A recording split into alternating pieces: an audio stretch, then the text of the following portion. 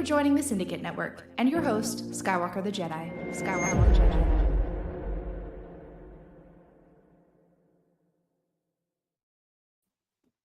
Yo, what's going on, y'all? I want to thank y'all for being here. Y'all could be anywhere else in the world right now, but you here with me rocking out, and I appreciate that.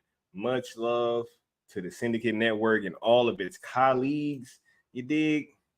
I thought it was apropos that I run that old intro back this one time for the one time because of the conversation that we're going to be having today. While it is going to be tough, this is not the usual content that we cover over here on this channel.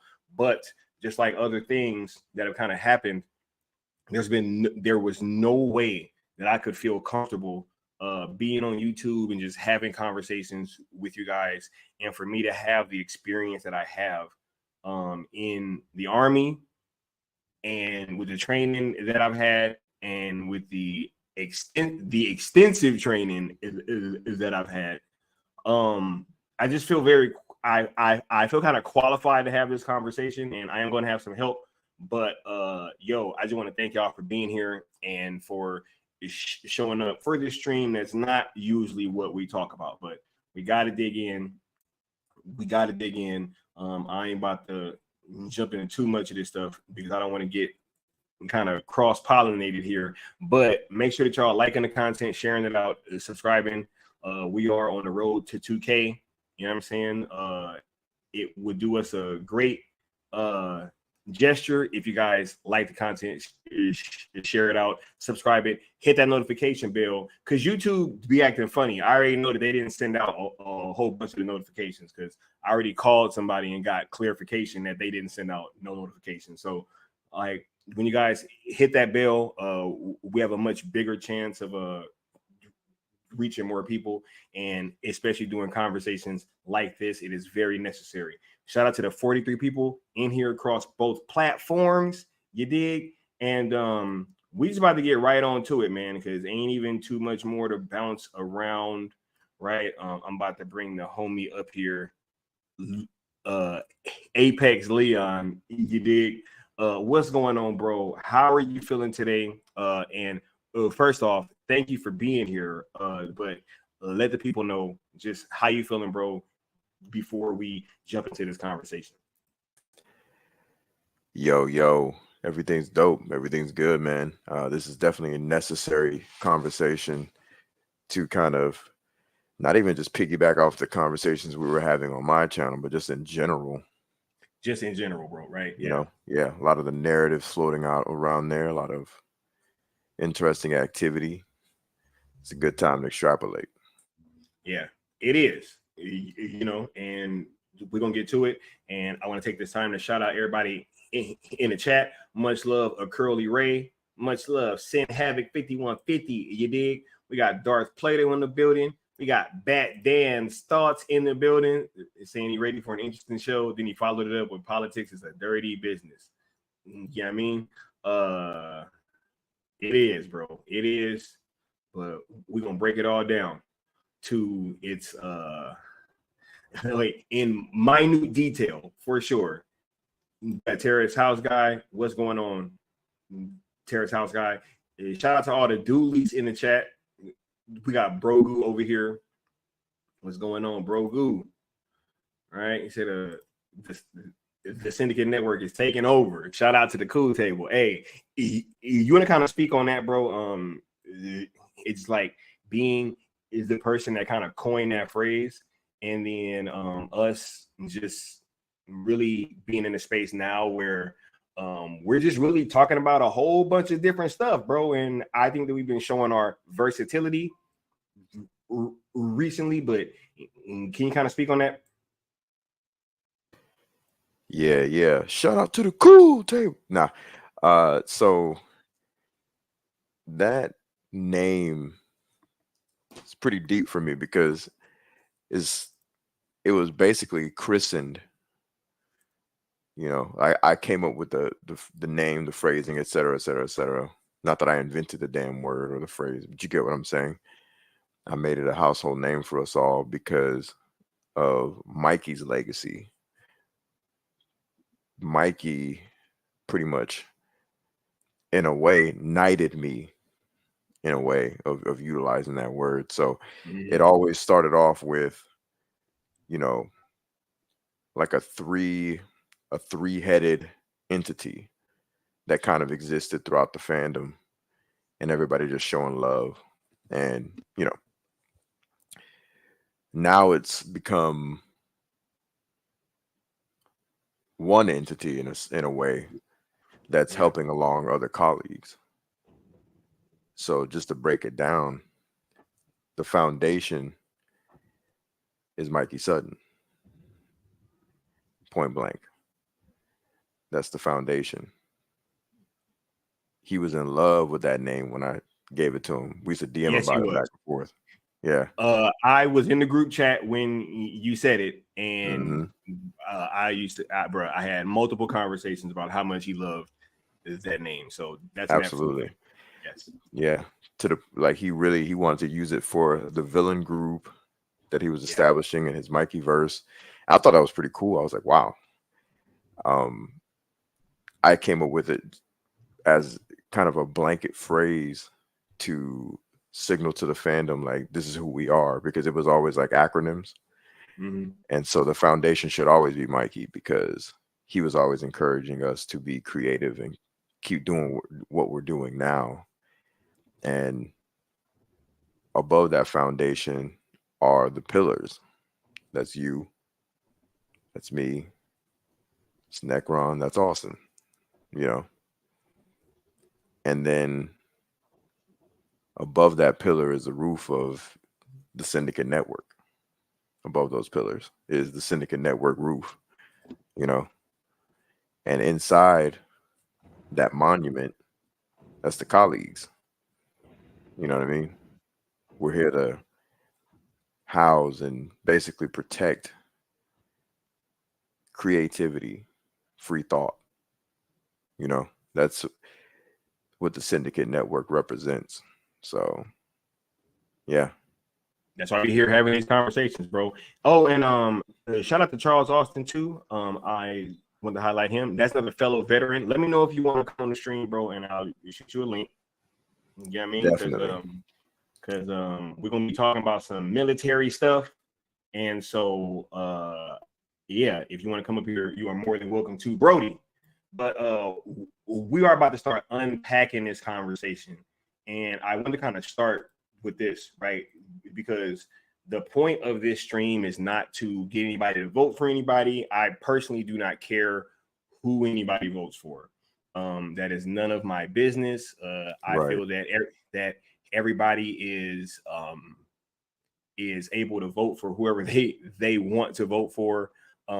This stream is not to get anybody to start trying to send money to any campaigns or anything like that, or to endorse one candidate over the other. We're strictly going to be breaking down what happened from a tactical standpoint, and just breaking down how egregious this entire situation was. And we're going to cover it from all angles. One of the things that has kind of bothered me up to this point is, and I saw a little bit from one side, but I saw a lot more from the other side, but just kind of shutting down of any theories on what people think is possibly going on.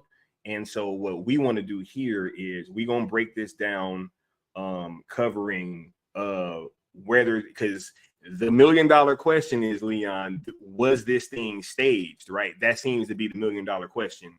And so we're going to look at it from both angles, as if this was staged, but then also as if it wasn't.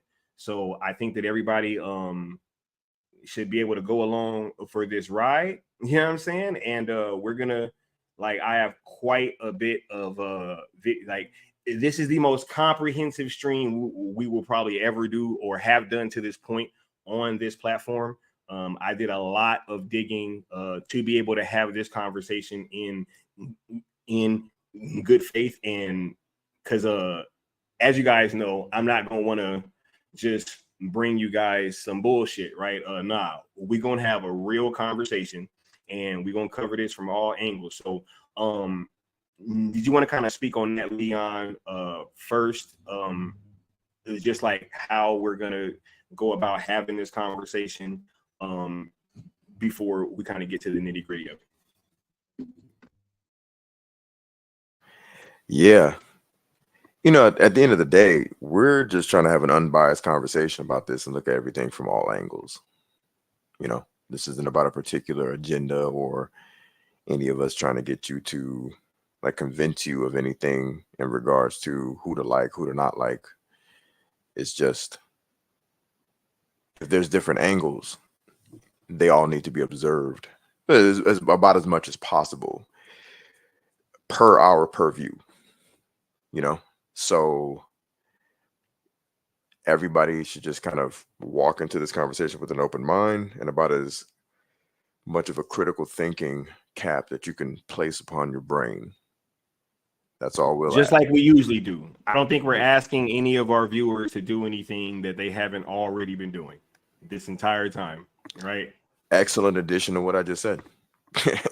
Excellent. Like, we're not asking you to do anything out of the ordinary as viewers. You know, this is a part of the culture of the Syndicate network that we've always cultivated. Absolutely. That Dan Thoughts says I'm 51% liberal and 49% conservative. I'm about as in between as you get. You know what I'm saying? Hey, and that's all cool, bro. And look, and y'all know that Bat Dan is my dog. You know what I'm saying? I can't wait till Bat Dan pull up, bro. It's gonna be a movie. You know what I mean? Everybody don't have to have the same religion, politics, and all that stuff for us to be able to have these conversations. And I'm just glad that we are here now, about to get to it. But let's go ahead and start diving on into this. Is there anything else that you wanted to add before we dive in, bro? Shall we begin? All right. So let's say that this was staged. I want to go with this thing first, right? Logistics wise, in terms of like how everything played out, I have not personally seen a way that this could have been pulled off. But let's say this, right? Let's say that like the intent is all that we're going to be talking about, right? So I feel that if you were going to stage something like this, Leon, it would more than likely be some kind of attempt to like humanize Donald Trump, or to possibly get him some more points in terms of like polling, right? It would have to be something of that nature, right? Wouldn't you agree, bro? If we're going under the auspice is that this was staged? Yeah, absolutely. If this is a staging from his camp in favor of him, then yes, it would be an attempt to make him more humanized, I suppose, or make him a would-be martyr. For sure. Right? Because that would be what, because like you have to have a why, right? The why has to be there. And when I'm thinking about this, I would say, hey, it would have to be something in terms of like is some kind of play for polling or to gain sympathy. Like I said, logistically speaking, I think it's a bit tricky because here's also my point. Like Trump clearly got shot in the ear. He clearly got shot in the ear, right?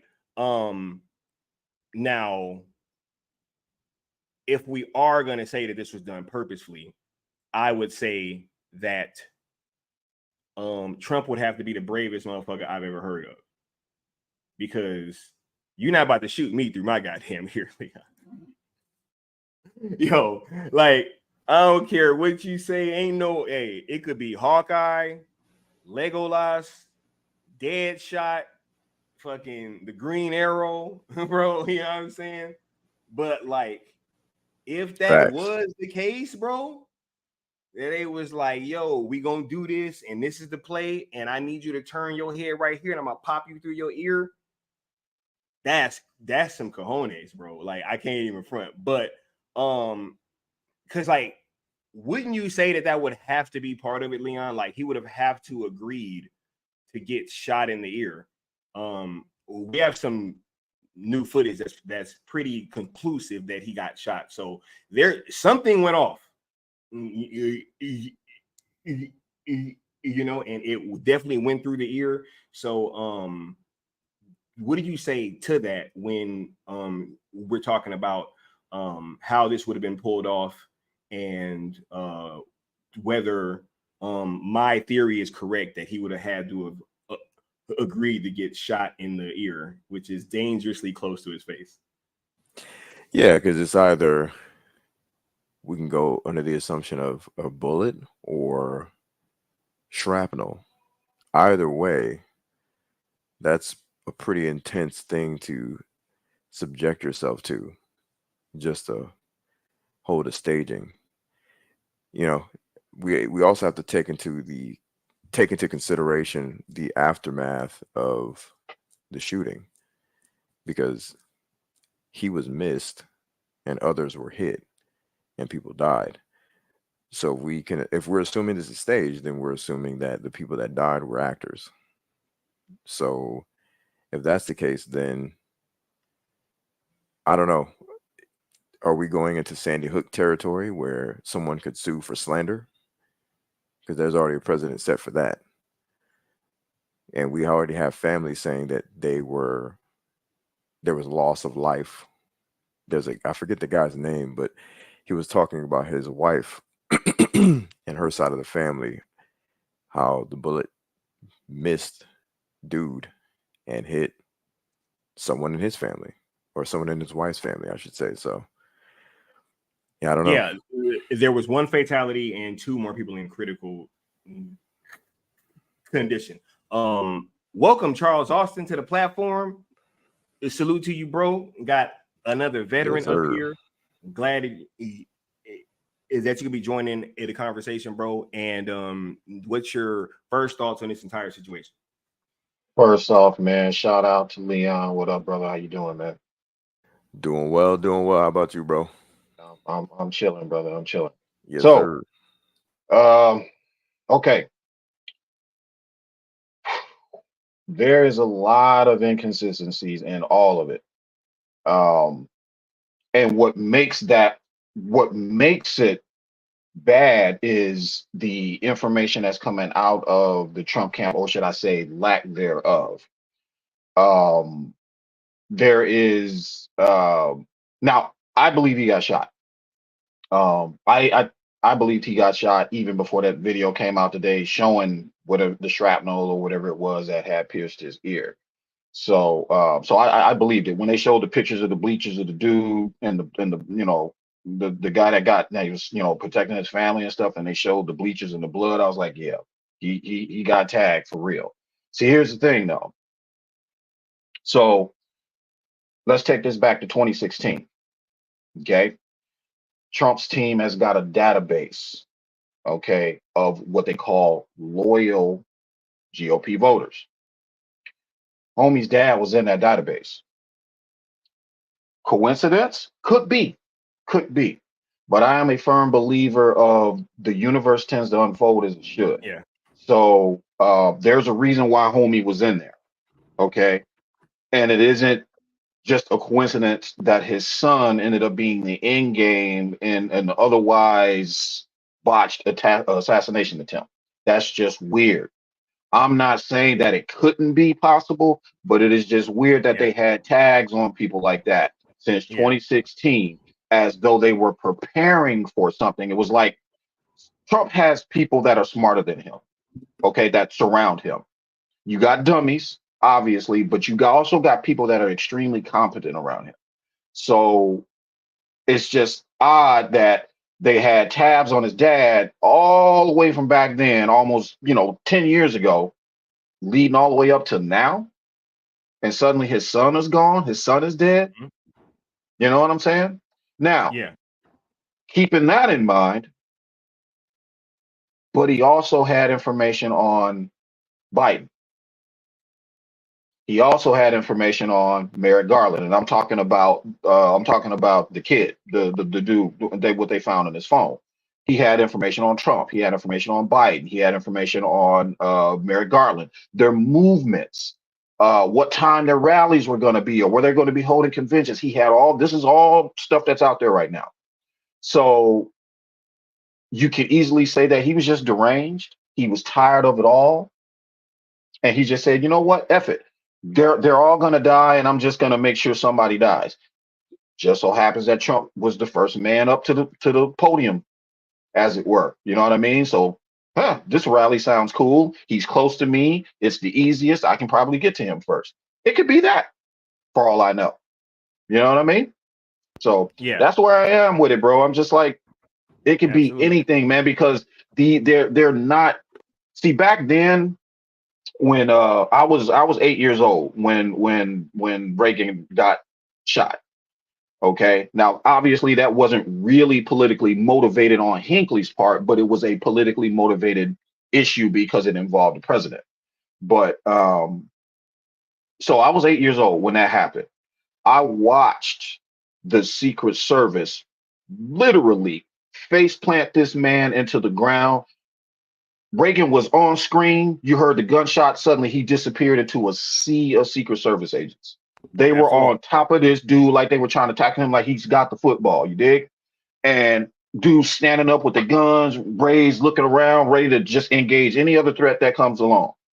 On top of him, they didn't let this man move at all until they knew it was good to go. And then even then, you couldn't see them get him into the car and gone. On the flip side of that, you got your boy Viva La Conga waving his fist in the air with his Secret Service agents, the one woman around under him instead of over him. Why was she tucked down there like that?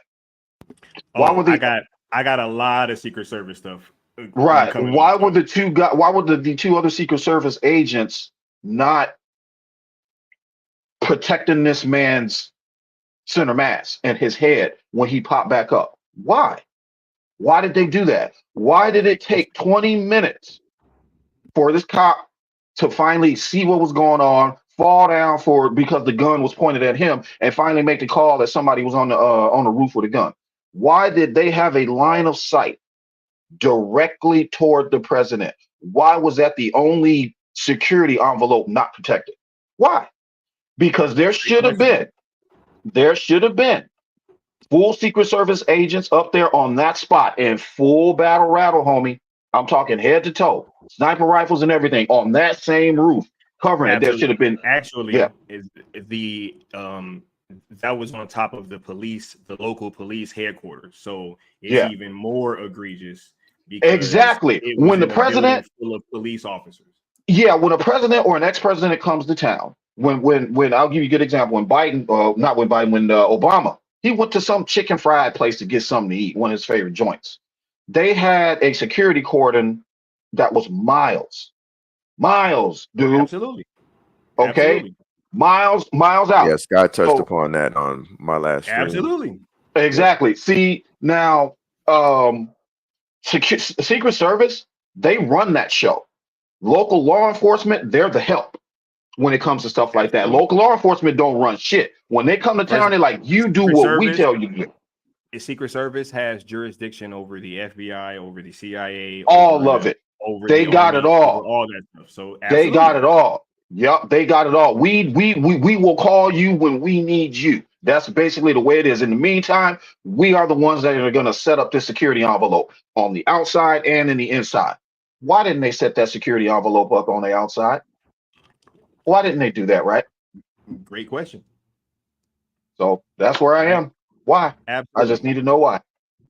Absolutely. So I'm so glad we could have Charles Austin here and that he was in the chat.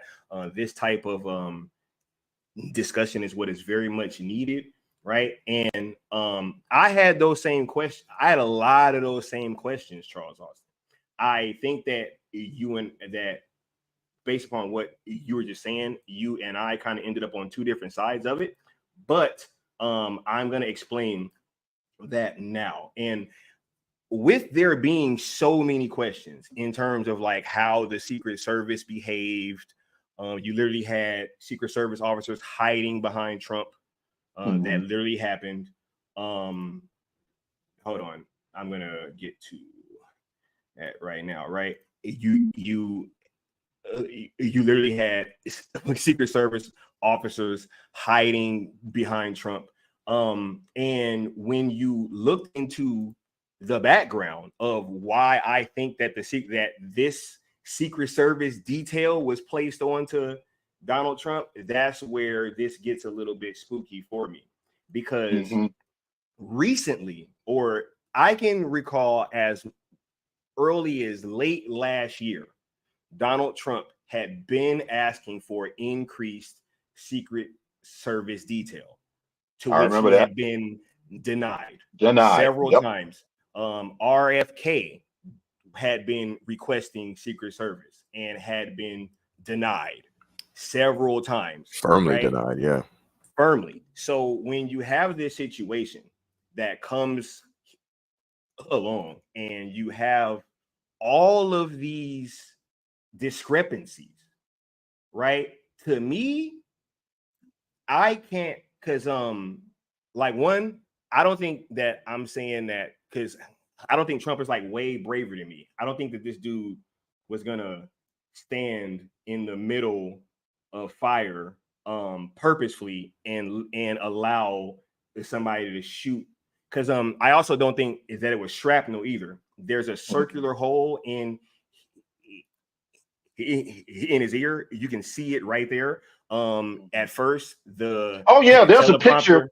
Yeah, there's a picture. If you look at this picture, there's another picture right before he gets shot.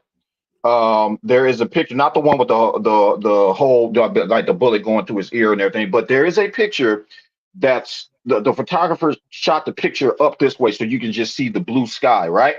While he had his head turned, you can see that brass streak that rounds leave when they pass. So it was real, because you can see it. It looked like a spear almost, but it passed right by him, and you can see that it was traveling. So I believe that for real, that he did. So now we're at the question of, okay, if let's just say that it wasn't a setup. Let's just say it wasn't a conspiracy for him to get points and all that. His Secret Service, they dropped the ball, bro. It's on them. I have no love for this man, but I do not want to see another president or a former president get assassinated on live TV. I never want to see that shit. No, I've seen that shit. I don't want to see that, bro. I don't.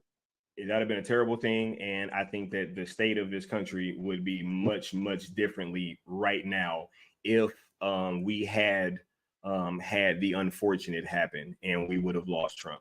I was kind of halfway joking with Lee, and I was like, shit, I'd have been, because here is my problem, right? Is that I don't believe the official story that has gone out that this was just some lone gunman and some kid. First, they said that his phone had nothing of any interest on it and they couldn't find anything.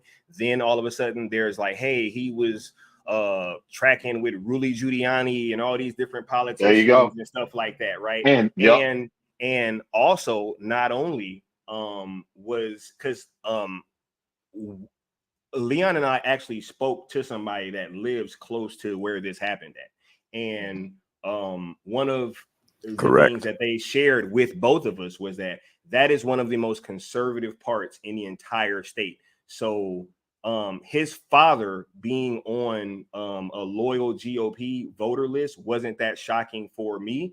What I would say was shocking was finding out that not only are both of his parents behavioral therapists, but this kid was also in a BlackRock commercial that was shot at his school a few years ago. I'm going to play that for you guys right now, and then I'll have the photo with the side-by-side so you guys can actually get a good look at him. But let's check this out. My name is Brian DeLallo. I teach AP and Honors Economics in Pittsburgh, Pennsylvania. Financial well-being to me is knowing that I can be free to do the things that I love to do. I hope when I retire someday, they say, you know, that guy made this place a special place to come to school and gave as much as he could to help the community.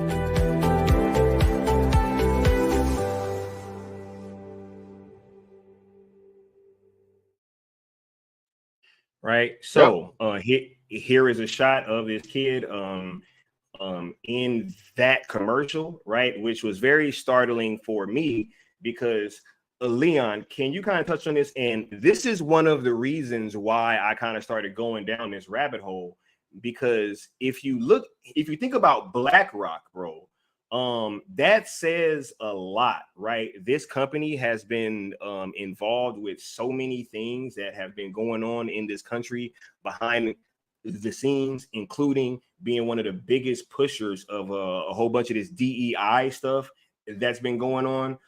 Can you kind of speak to what you thought, Leon, once you found out that the would-be lone gunman was in a BlackRock commercial back when he was in high school? Yeah, absolutely. So to break down BlackRock, allegedly BlackRock is behind a lot of the controlling of land, property ownership, properties in general, and allegedly they're also trying to seep their way into Japan.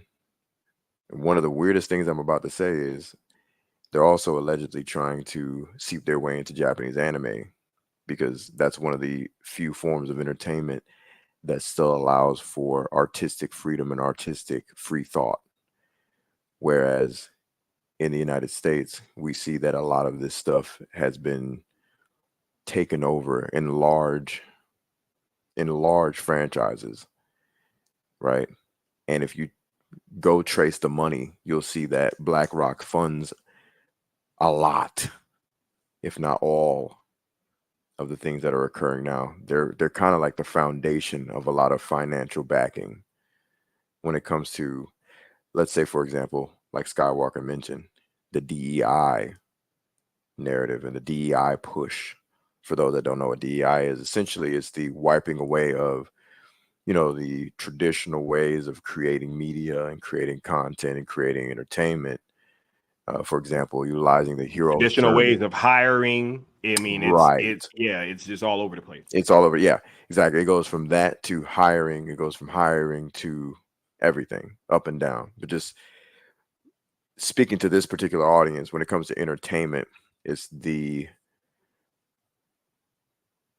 BlackRock owns 90% of it. Exactly. And a lot of what the narrative that's trying to be pushed in Western culture is a lot of the double think tactics and you have to adhere to this XYZ way of speaking, this XYZ way of thinking, this XYZ way of talking, walking, and acting, right? You can't question anything, etc. And BlackRock is behind, allegedly, quote unquote, behind a lot of these things. So for him to be in this commercial, pretty interesting, to say the least. Yeah. And that's just for starters. For them to be at his high school, right? For both of his parents to be behavioral therapists, bro. This is where I started going to, and I'm like, wait a minute, what the hell is going on? And where the thing started really getting interesting for me personally was not only just the story and what happened, but it was also the response. Like very early on, what was trending was staged and BB gun, which whether I never believed that though. I never believed yeah. No, but we actually see that the BB gun part is for sure debunked. Like this was not a BB gun. It's like, dude, think about where you were, the area, how open it was. That report is going to sound exactly how it's supposed to sound coming from a rifle. Come on now. Facts. Yeah. No. For people that don't understand, when I heard them noises, that's what gunfire sounds like, y'all. You know what I'm saying? Like you can literally hear the gun cycling. Yeah. That's how loud that's how open it was. You can hear the weapon report and you can hear it literally cycling as they're firing shots.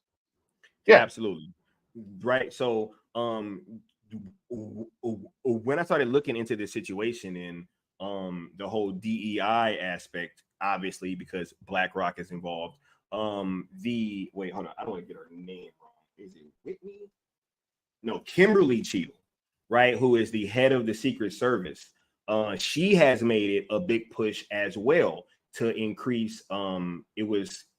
She wanted to have 30% more females on the Secret Service.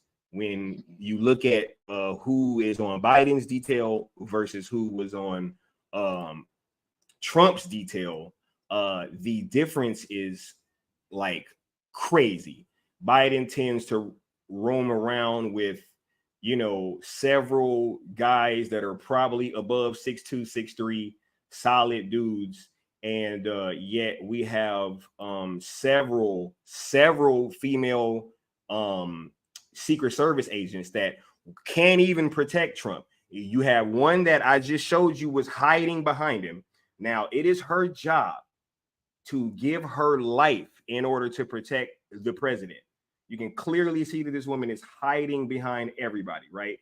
I've heard clips of them asking, what do we do now? What do we do now? Which is an insane question to be asking, because these things should have been drilled into you way before this even happened. Let me play you guys this video of a Secret Service agent that was trying to holster her weapon, just so I can show you guys how crazy that this entire situation was and how lackluster this detail seemed to have been. That he had been asking for increased security, mind you, for damn near the better part of a year, and had kept being told no. And these are the people that was on this man's detail. Let's go ahead and check this video out.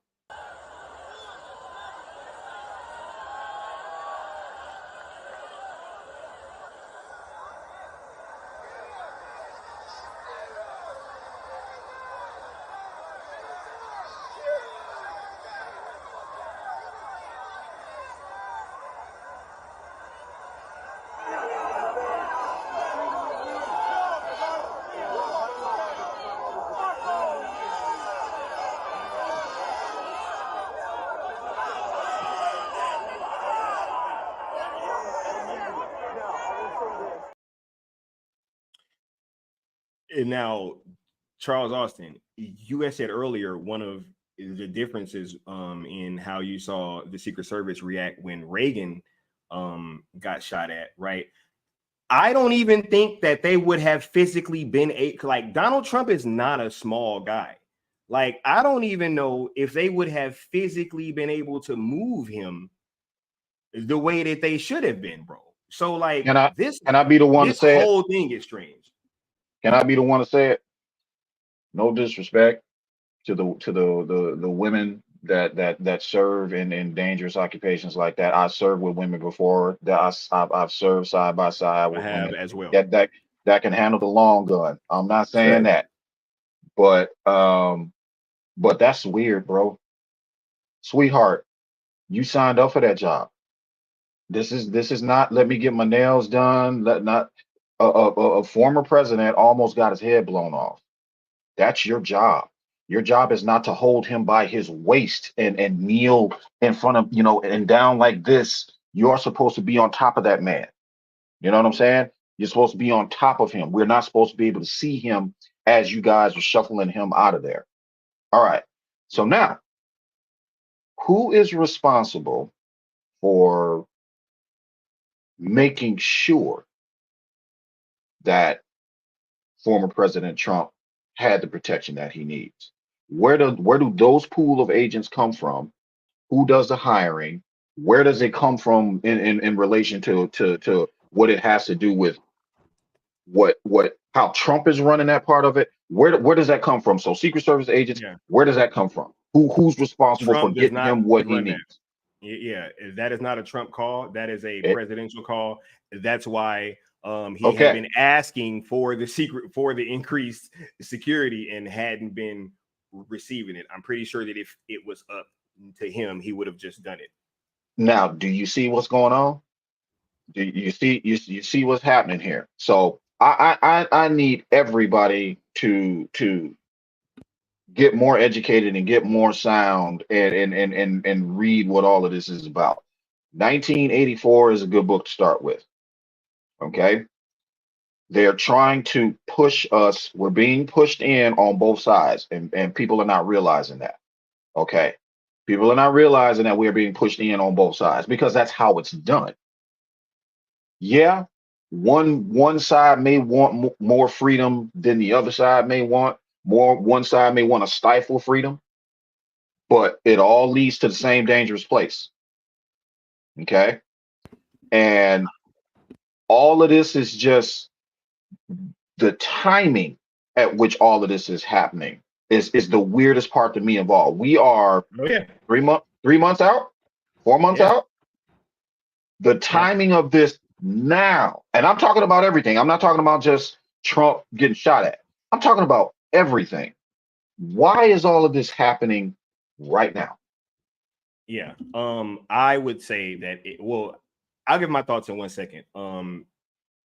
Leon, did you want to kind of jump in and say something real quick? I'll say this. I'll just give a statement just about the ludicrousness of hiring certain personnel. Okay. We all know the reaction time. We all know there's certain traits, physical traits and mental traits that, both sexes, and we're just talking about both genders. We're not talking about the entire supposed spectrum, just the two, men and women, that they naturally have when it comes to combat, right? And we all know that statistically, historically, scientifically, and consistently, that when it comes to the two at their highest level, at their peak,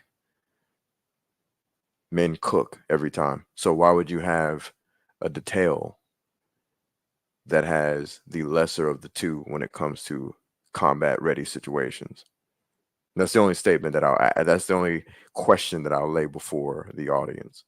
This isn't about what you feel, what you think. This isn't about right or wrong. This isn't about right or wrong in terms of this isn't fair. There is a right or wrong conversation, but this isn't about quote unquote fairness. This is about effectiveness. Thank you. That's the word. Effectiveness. That we're looking for here. So that's the only question. Are you an effective and capable agent? Can you do what your male counterpart can do? And not just physically, psychologically, you have to be able to handle that apex predator shit. Yes. That's it. You have to be willing to take the bullet. You have to be willing to do that. Are you capable up here of doing that? And a lot of women are not. They're not. Yeah.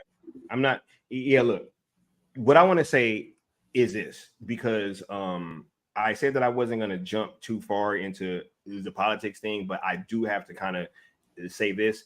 To me, I don't feel like, Charles, like we're being boxed in from both sides to the same destination anymore. I think we have two clearly different paths that are being laid out before the people. And it's going to be a question of whether or just what path we think is, or, right as a country, right? Because I've been like, I have said this multiple times, California and Texas might as well be two different countries. Like those two states are so radically different. Like the people in Texas do not want the same things that the people in California want. Like it is so starkly different. Like I had somebody from Texas come visit me and it was like, yo, people just walk around with green hair and stuff. Like it was a culture shock. Like, yo, people have green hair and blue hair and everybody is so free and just not caring, right? No, I think that and that's been the issue, is that I think that there's two different paths that are being laid before us. And what was also curious to me was how quickly that we jumped to this whole like lone wolf thing, right? And we kind of jumped right in, and it was like, oh man, like he was a white Republican, like right off the bat. And then you end up finding out that he gave money to Biden on his fucking inauguration day. And then you find out that he was in a BlackRock commercial. Then you find out that his parents was exactly, which led people to believe that just saying, there's really no clear motive. And yeah. But like what people have to understand is that like Manchurian candidates and like MK Ultra, that shit is real. It's not like something that isn't feasible. It isn't plausible. Of course it's real, bro. Do you know how fragile the human brain is? The human mind is a fragile thing. We walk a tightrope. That's the way our brains are designed. Okay. So there are some people that are born into this world psychologically more susceptible to suggestion. It's just the way it is. We're not all born the same. You know, it's like that. I like to equate that to that little the little equalizer thing you used to see on your stereo going up and down like this. We are a biological component of chemistry and electricity, and we're not all built the same. It is just that simple. So there are people that are going to be psychologically susceptible to all kind of suggestions because of the things that are happening in their world. Okay. Now, myself, I'm what they call, I live by the philosophy of stoicism, meaning that there are certain things that I just don't give a fuck about. If it doesn't involve my wife and if it doesn't involve my daughter, I generally don't care. My job is to protect them. Okay. So going back to what you were saying, here's my thoughts on the whole, boxed in situation. I look at this from one perspective only. I believe in the Constitution. Okay. I served that Constitution twice. Okay. Desert Storm. Then after 9/11, had to come back because of what went down there. So the perspective I'm leading from is I got a daughter. So I'm a girl dad. So keep that in mind. I have a wife. Okay. My daughter's 11 years old. All right. Now I want you to, I don't know if you guys got kids. That's not my business. But I want you to kind of realize how 2025, Project 2025 might affect my 11-year-old daughter if that comes to pass. I want you to think about how that might affect her reproductive rights, my wife's reproductive rights, stuff like that. So I'm not a single man. I have to think about them. And I have to think about the Constitution for which Before you dig into that, I have a question. Is that the Project 2025 that Trump is allegedly the head of? No, he's not the head of it. Okay, good. I just wanted to clear that up because he's not. Yeah, he's not the head of it about it. He said, right, but yet said the quote was, he knows people. There were people there. Yeah, well, sure. Everybody knows everybody on both aisles. That's irrelevant, but in my opinion. But the thing that he's gone on record saying is he knows nothing about it, and he said, "Whoever's heading it, good luck to him. Whatever, good luck to them. Whatever." And he also, once they told him what was on it, he later came back and said, "A lot of this sounds ludicrous." Yeah, he did say no. I just want to clear that up because a lot of this, that is true. A lot of these narratives when it comes to politics, they're always laid at the feet of him. But I just don't understand, where are we getting this from? If you watch the convention, which I did, a lot of the same people he said he didn't know anything about or what that was there, and they were up there. He didn't say he didn't know anything about the people. What he's saying is he didn't know anything about the project. In other words, he's distancing himself from a project, knowingly or unknowingly. That's what I believe. Yeah. Okay. So back to what I was saying. Whether or not he knows about it, that's inconsequential. The people that support it are his vice president, which he picked, and a lot of other people on the other side. His sons support it. and everybody pretty much on that side. They were talking about it in the convention last night. They were talking about it out in the open. So here's my problem with that. Okay. I got a family. Yeah. You can't see it from my side because maybe you don't have what I have, but I got a family. I have to think about them. Absolutely. So for the single guys, when Trump's in office and he's got y'all making all kind of bank and he's giving you tax cuts and he's doing that, fantastic. Good for y'all. But I got a family. Were the family people not getting more tax cuts too? Because I think that I remember correctly that everybody that I know They did. that had a family. But guess what I had to do when it was all over though, for my tax adjustments because I have a family. Guess what I had to do? Guess what happened? What, you were paying taxes? Ended up having to pay money back, homie. Ended up having to straighten that all out back, when that was all done. So yeah, gimme. He did exactly that. Yes, he did. But then he left us with he left us with an $8 trillion debt. You know what I'm saying? So there is that. So all I'm saying is, I don't know though, Charles. I don't want to be the one. Hold on. Office, brother. Let me finish. The debt Let me finish. was I want you to think about. But wait, I want you guys. Hold on. Pause. Real quick. I'm gonna let you cook. But I'm just saying, if we're gonna say certain things, we have to. That's why I don't even want to get into this deep into the political details. Absolutely.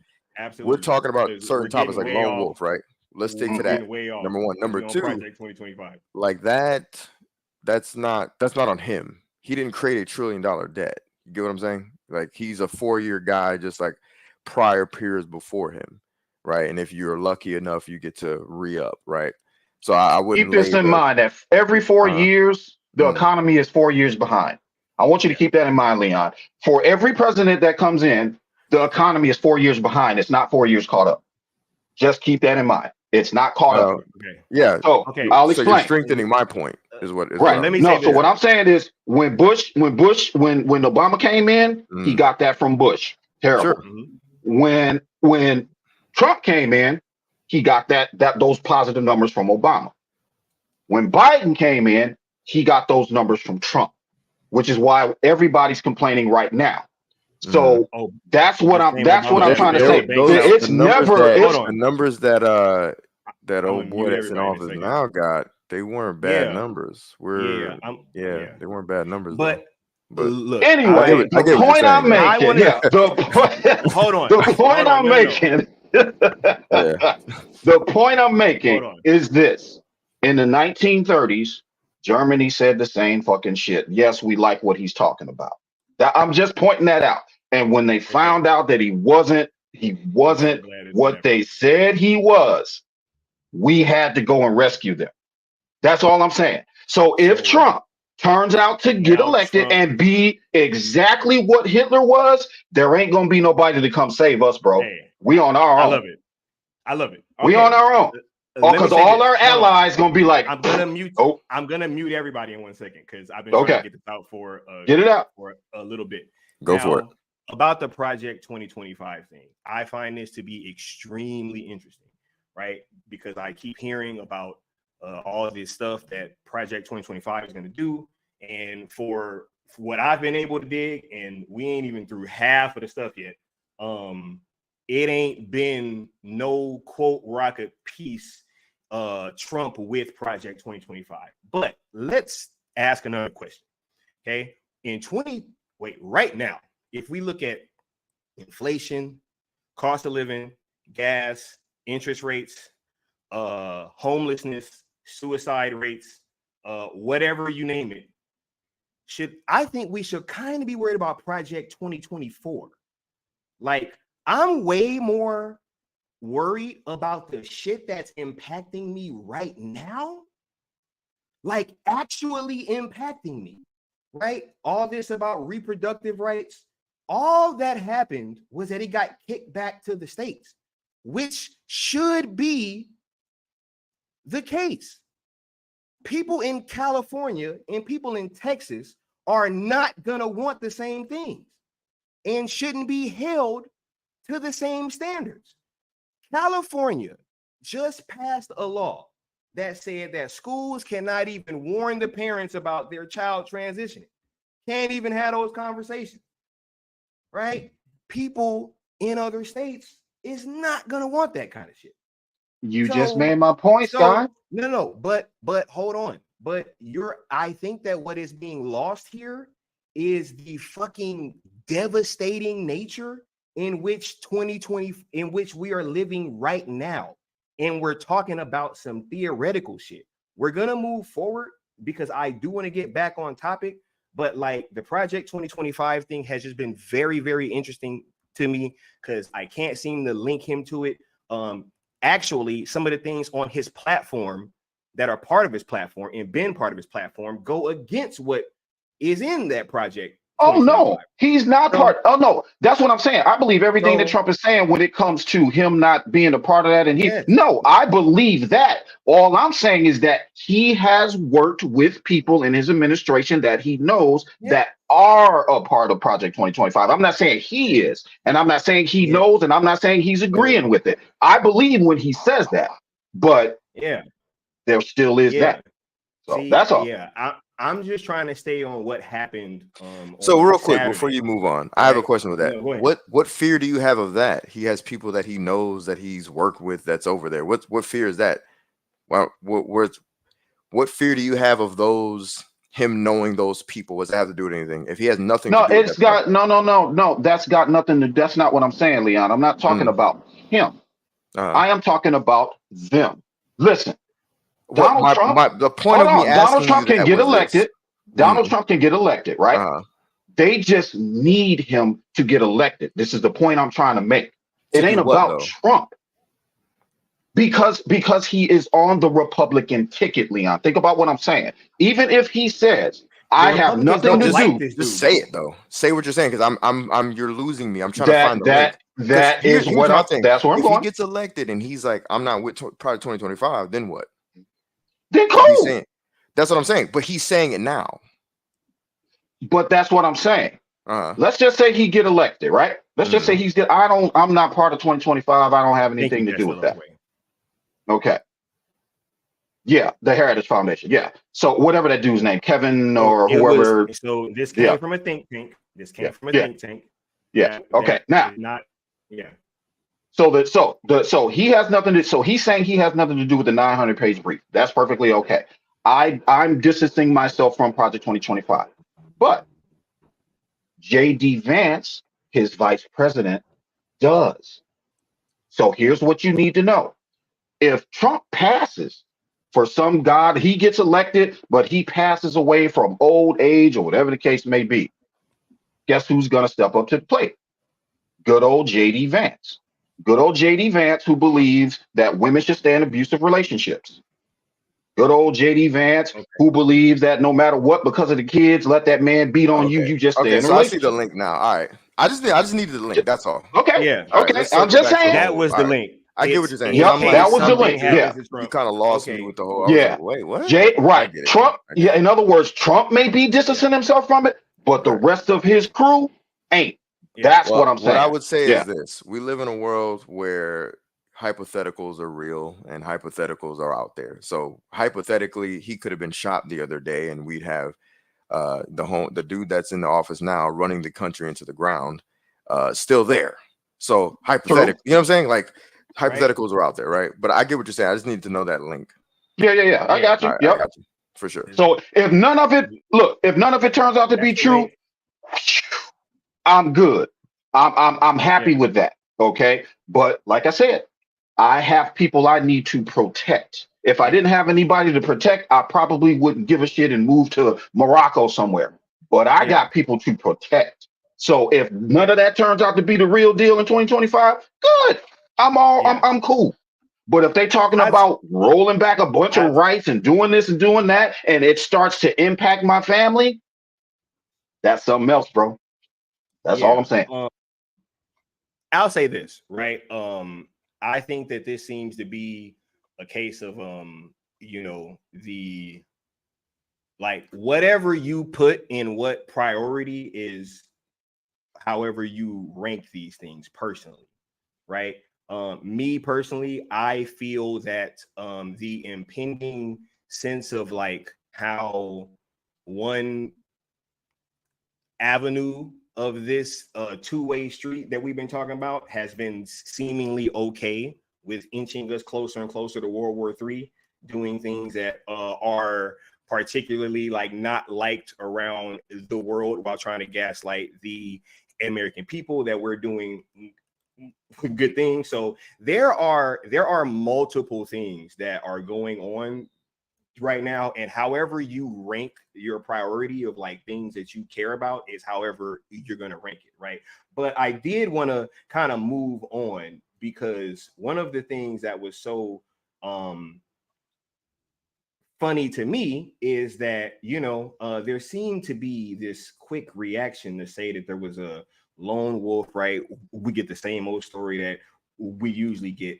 But there seemed to be not only one, but multiple people that claimed that there was more than one shooter in the crowd at that time. So let's go ahead and check some of these videos out real quick, and then we'll come back. We're here. Now, when I called my husband at home, who's watching TV, he said, I thought Trump hurt his ear when he went to the ground. But he said, no, on TV they showed before Trump hit the ground, the ear was bleeding. So that sharpshooter went across, Trump turned his head, his ear must have been nipped, and it killed somebody in the stands over to the left. Could you see anyone injured besides the blood on the former president? All I saw was the gentleman from Beaver County who spoke earlier in the day, who was running for the State House Representative, Elmore, I know his name. He had a white shirt on, and I saw him come from that left stands where the people were mostly shot. I think there were several. They said 3 medevacs left here. Blood was down the right side of his. He wasn't shot, but you could see that he was next to somebody who must have been bleeding profusely, because he either helped them and ran, rubbed against them, or tried to get them help or something. It was covered. So I knew that he was near somebody. That was my first indication that somebody was actually shot, when I saw his blood on his shirt. Erin, when did you realize that, hey, this might not be fireworks, this might be something else? When they got Trump down on the ground. And then we were just so concerned that he wasn't hit, because we couldn't. It happens so fast. It's really hard to process it. I guess if you have it on your camera to see the exact minute, you can tell. But when he got up, he did not look bad at all. What I've heard coming out here is now they feel that there was 2 shooters on both sides. So they got the one on the tower on this side, but the one on the right side they never got. So that's why they wanted us to leave immediately, because they thought there's still a shooter out there somewhere. So there could be in these woods around Butler. And I feel sad for our country. I feel sad for everybody, I mean, you don't like the guy, don't vote for him.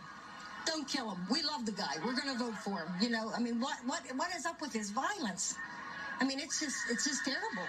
I just wish that people that, I'm glad that guy's no longer with us anymore in that tower. And I hope they get the other one too. And I hope they don't nick him. I hope they get him. And he kept standing. I was like, you got to get down, boy. You got to get down. They're going to shoot you. Because if they would have had like a machine gun, they could have taken us all out. So then, we laid there for a while. We saw different places where the gunshots were at, and then they got President Trump down, Secret Service did, and they took him out of there and got him off of the stage, and he was bleeding. And so then my son and daughter-in-law was back behind us, back behind the fence, and we was worried about them. We couldn't call them, and so we started trying to go after them then when they finally let us up, and they had been right by the fence where the other shooter was. There was one I heard in the water tower. There was one by the fence. And still, obviously, initial reports. Now, once again, we had the rush to say that it was staged. We had the rush to say that it was a BB gun. Then we had the lone shooter, white Republican, right? But you have multiple people saying that they saw a second shooter. Now, for all intents and purposes, I want to make this clear. When I was describing some of my military background with PSD, right, on Leon's stream, right, I believe, I'm not sure if I said this in a conversation with Leon or if I said it on the stream, right, but my initial thoughts were somebody should have been on that water tower. I said, because the pretty much the SOP is whatever the highest elevation is in that entire area, you're going to use that as your overwatch to watch over everything. 100%.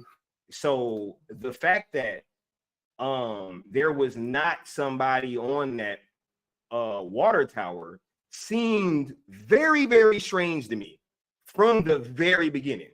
And was that on stream that I brought that up, Leon, or was that in our conversation? I honestly don't remember, but everybody after this stream can go back and give that stream a second view or a third view. But no, I don't remember. Castello's Way says Peter Thiel is the man behind JD Vance. In other records, he would be the de facto VP, and he put him in the Senate. Right? Yeah. I've been doing a little bit of digging in the JD Vance and still digging in that matter. But can you kind of speak into those videos, Charles Austin? What were your thoughts seeing that people that were on the ground were saying that there was somebody on the water tower? There was somebody on the. I didn't hear anything.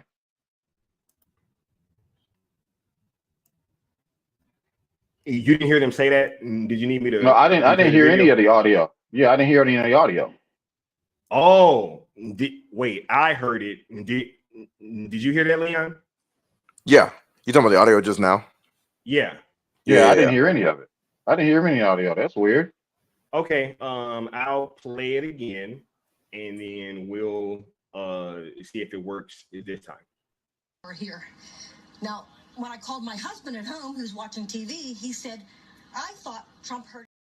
Were you hearing that, Charles Austin? No, I didn't hear anything. I mean, everything's good. I hear you. I hear Leon, but yeah, I don't hear the audio. Huh. Okay, he said, this stream is getting censored. Hey, all good, right? But yeah. So look, basically, in both of those videos, both of those women spoke to seeing somebody in or on top of that water tower and actually saying that they heard shots coming from that water tower. Other than our shooter, right? Yes, absolutely. So both of them said that. And so can you kind of speak to that with them saying, hey, like that there was definitely more than one shooter on the premises, but that seems to be the narrative, is that this kid just bested the Secret Service and everybody else and the local police by himself. So can you kind of speak to that, even though you didn't get to hear the audio? Yeah, it sounds weird, bro. Okay, you got a kid on this building, and now you got somebody all the way up on the water tower. When you're talking about Secret Service is supposed to be doing scouts way in advance to make sure that all of those places are covered. They said it was 3 days in advance, which honestly, with a place that small, you probably could have got your recon done in 24 hours. Bro, like, I'm saying honestly, that's what I'm saying. That should not have happened. Something is not right, dude. And we're not, the piece of the puzzles, they're just not linking up. They're not. Because if they're saying now that, and how come that didn't get more coverage? Was that all the coverage that they talked about? Because I haven't heard anything else regarding that water tower stuff. No, and in one of the videos, when the girl kind of brought it up, the chick kind of cut it off and was like, all right, well, really? It's all early stuff coming out, and then just kind of moved on, you know? So yeah, man. So that has been also where I'm like, okay, they're saying that it was a lone wolf. That was the official story, but yet you have multiple people that are saying, hey, we saw somebody on that other tower, which was the very first thing that I pointed out. I said, yo, somebody should have been on top of that water tower. I was like, no question. That should have been the Overwatch position. Yeah, and now you hear this. So now it makes me wonder. See, now it's like, were they working together? Or was he a variable? Was he an unknown? You know what I mean? That we are gonna set the tone of how this is gonna go. We're gonna use him, but we are actually gonna execute the actual, what's going on. And then use him as cannon fodder. Yeah, That could be, man. Yeah. It absolutely could. My thought process says to me that this was probably the secondary option and was the person that if was going to be given the opportunity to go ahead and execute that shot would have went ahead and executed it. But I will say this, what makes the situation tricky is that once you start firing like multiple rounds like this kid did, if you then have a second shooter from another angle, that is another like that's a whole nother set of bullet tracking, and everybody has their cameras out. That you have a much larger chance of getting caught doing something like that. And I think that with how everything played out, there's no way that this kid just bested the Secret Service. I actually want to show you guys something. This is a video of a witness that said that he had pointed out. Matter of fact, we have word that they had an official confirmation that he was on the watch list for the event 1 hour before the shooting started. So 62 minutes to be exact. And then they located him on the roof 26 minutes before shots rang out. And this is a witness who spoke to him trying to alert the Secret Service just to what was going on and what their response was. Someone who was here, you weren't inside the event, nope, but you were just outside. Tell us what you saw and what. So we had a party here all day. You can see behind us at the Brinkles Farming Greenhouse here. We had a party, and we all decided, hey, you know, when we hear Trump up there, we're going to walk up through the field, stand by the trees up there under the shade, and watch and listen to the rally. Right? We couldn't see him, but we could hear him. So we walked up, and probably 5 to 7 minutes of Trump speaking. I'm estimating here. I have no idea, you know. But we noticed a guy crawling, bear crawling up the roof of the building beside us, 50 feet away from us. So we're standing there, and, you know, we're pointing at the guy crawling up the roof. And he had a gun, right? He had a rifle. We could clearly see him with a rifle. Absolutely. We're pointing at him. The police are down there running around on the ground. We're like, hey, man, there's a guy on the roof with a rifle. And the police were like, huh, what? You know, like they didn't know what was going on. You know, we're like, hey, right here on the roof. We can see him from right here. We see him. You know, he's crawling. And next thing you know, I'm thinking to myself, I'm like, why is Trump still speaking? Why have they not pulled him off the stage? I'm standing there pointing at him for, 2 or 3 minutes. Secret Service is looking at us from the top of the barn. I'm pointing at that roof, just standing there like this. And next thing you know, 5 shots rang out. So you're certain that the shots came from that guy on the roof? 100%. 100%. And he was up there for a couple of minutes. He was up there. You saw him up there for a couple of minutes. Absolutely. At least 3 to 4 minutes. And you were telling the police and the Secret Service? We were telling the police. We were pointing at them for the Secret Service, who were looking at us from the top of the barn. They were looking at us the whole time when we were standing by that tree. Could they see binoculars? Could they see him? Probably not, because the roof, the way the slope went, he was behind where they could see. But why is there not Secret Service on all of these roofs here? I mean, this is not a big place. Did you see, obviously everyone, when the shooting started, everyone was very panicked. Did you see what happened to him at all? Oh yeah, they blew his head off. Okay, sorry. Secret Service blew his head off. Okay, just be careful because we don't quite know who's watching, but you're pretty sure they shot the guy? Absolutely, 100%. Okay. Yep. You saw that happen? Yep. Okay. Yep. And did you see them go up to him afterwards, or? They crawled up on the roof. They had their guns pointed at him, make sure he was dead. He was dead, and that was it. It was over. It's incredibly shocking. The guy was on the roof right there. You can see the white roof right there. Did you get a look at him? Could you?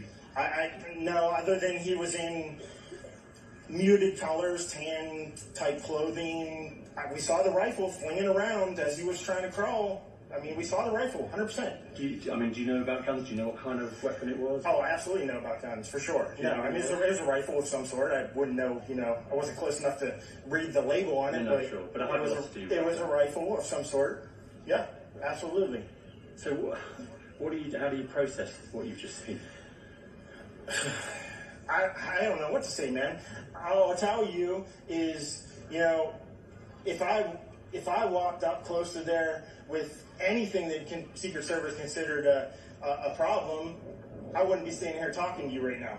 But I don't know why a guy who we're standing there pointing out to police and Secret Service is crawling up the roof. Are you outside the security perimeter? Yes, right there by that tree. We were outside the security perimeter. But my question is, there's only a few buildings around here. Why is Secret Service not at every building here? Well, there's a whole bunch of questions, I think, that are going to come. There's a whole bunch of questions. Yeah. Trump flag on the horse? Yes, she was right in front of me. She kept going back and forth right in front of me. Yes. Tell us about her. I mean, nice horse, nice lady running with a flag. Seemed very, you know, patriotic. But what's the significance of her? No, he asked me if I saw a horse. Okay. All right, well, listen, I'm sorry you had to witness that. It was a terrible thing. And you just stay safe with your family and Gotcha. Yourself. Thanks for your time. Man. Yeah. Wait, first, could you hear that, Charles Austin? Oh my God. Yo, I don't know what's going on, but y'all heard that in the chat, right? I saw that video. I just can't remember everything he was talking about, but I did see it at some point. Yeah. All right, cool. And I can actually answer that question why there wasn't anybody on that roof. Because when you don't have the proper security detail, the outer cordon can't be stretched that far. When in reality, the outer cordon should have been stretched out to as far as all of the threats could possibly come from. So when you don't have enough security detail to put on roofs and things like that, things like this can happen. But apparently this kid was on top of the roof of where all the police were. There's actually a photo right here of the building that he was on top of, where literally that's where all of the police were inside as their little makeshift headquarters. So there's just questions all around. And can you kind of start off, Leon, and then we'll go to Charles. How do you feel about the rush to call this a lone gunman while you have so many people that were not only saying that, there was more than one shooter, but also seeing as how this kid just seemed to be like, I don't know if he's the luckiest kid in the world, bro. I don't know if he's fucking Solid Snake, right. How did this happen in your opinion, and why did we get the rush and to call this a lone gunman scenario? Well, there was a rush for a lot of narratives, and there was a rush to silence and blanket coverage. There was a rush to minimize and water down the events that actually occurred. There was a rush for a lot of things that seemed very odd, and they all point to basically trying to suffocate information from leaking out. And then what little information was leaking out, it was given the most minimalistic description. At first, when he actually got fired upon, the coverage was he slipped and fell. Oh, we're gonna get to that really soon. I'm not even gonna dig into the details, actual headlines. Right. The slip and fall, the accident, the whatever, right? So then we get to the lone wolf part, or lone wolf, lone gunman part.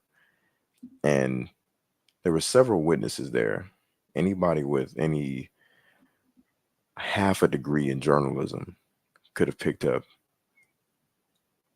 massive amounts of information right then and there on scene and been able to report enough to say alleged. Yet we're hearing information that sounds like it's being parsed out the way it's being parsed out, purposefully misleading, minimalistic. Now, several days later,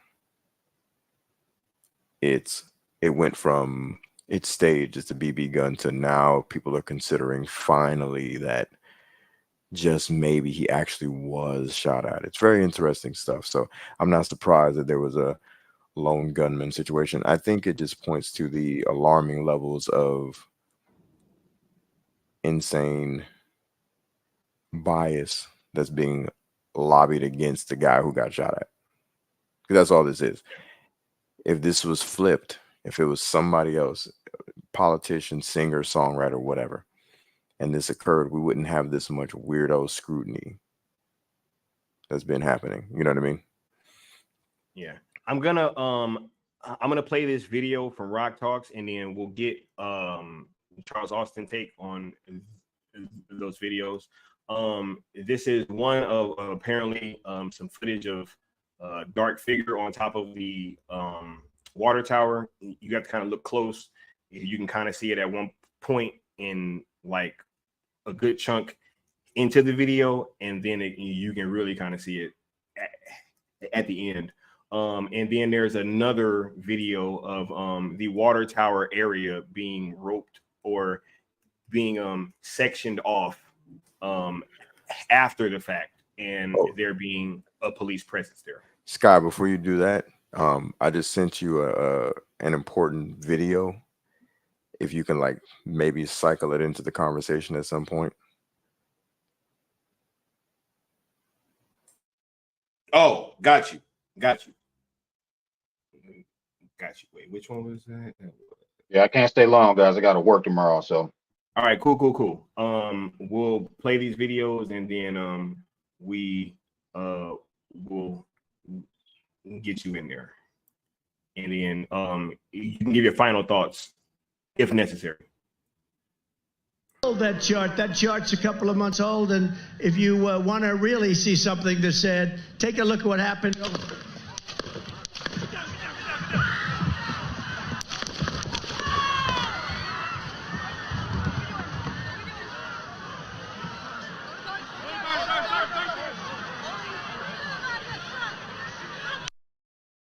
That chart's a couple of months old, and if you want to really see something that's said, take a look at what happened.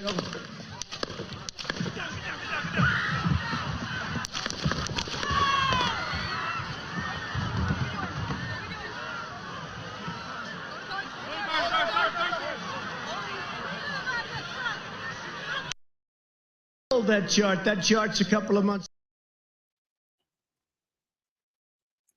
And then we got this one right here. Blocked off before. That's the water tower. Boom. The water tower blocked off. Cops are passing. All right. So thank you for those videos, Rock Talks. And then, yep, we'll get homie Charles Austin in here. What's your thoughts on all that? right. So, standing at the tippy top, right? Yeah. Okay. There it is. I mean, I can't, obviously it's too blurry to see weapons or anything like that, but that can be the silhouette or the shape of a person standing right up there. Because I mean, those water towers got the ladders. They go all the way up. They got to service them up there too. So yeah, it would have taken nothing to climb up there and be situated and seated and ready to go. But yeah, bro. I see, and that's the thing. How many shots altogether were fired? Something like 8? From what I heard, it's anywhere from 6 to 8, because I heard that he got off 5, and then they tried to say that the Secret Service only shot back once, which I think is ridiculous, because I heard me too 5 shots, right? So yeah, man, it's like this whole thing reeks, bro. It reeks. That's all I'm saying. You got to do, and it's like they're asking questions, but it's not like they're asking the questions to which we really want to know the answers. You know what I mean? Yeah. Can't tell us what we doing. That's what I heard. Yep, the Secret Service asking what we doing. To me, it almost seemed like they was kind of shocked Buddy was still living. Like, that's why this whole thing is just so fucking weird, man.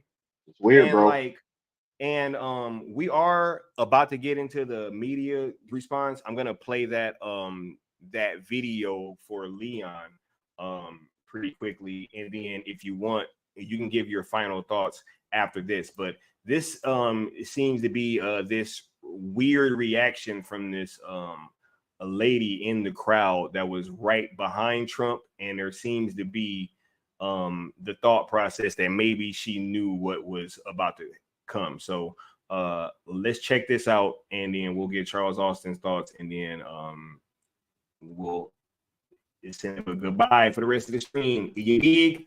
But let's get the homies thoughts on this video.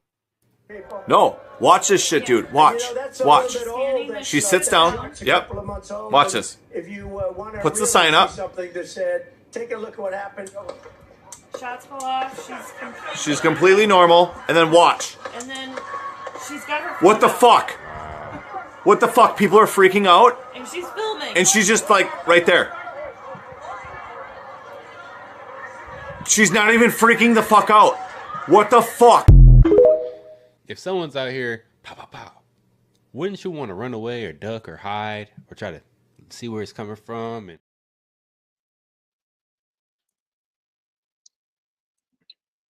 Man, it's hard to get context when you can't hear. But okay, so she moved down kind of slow.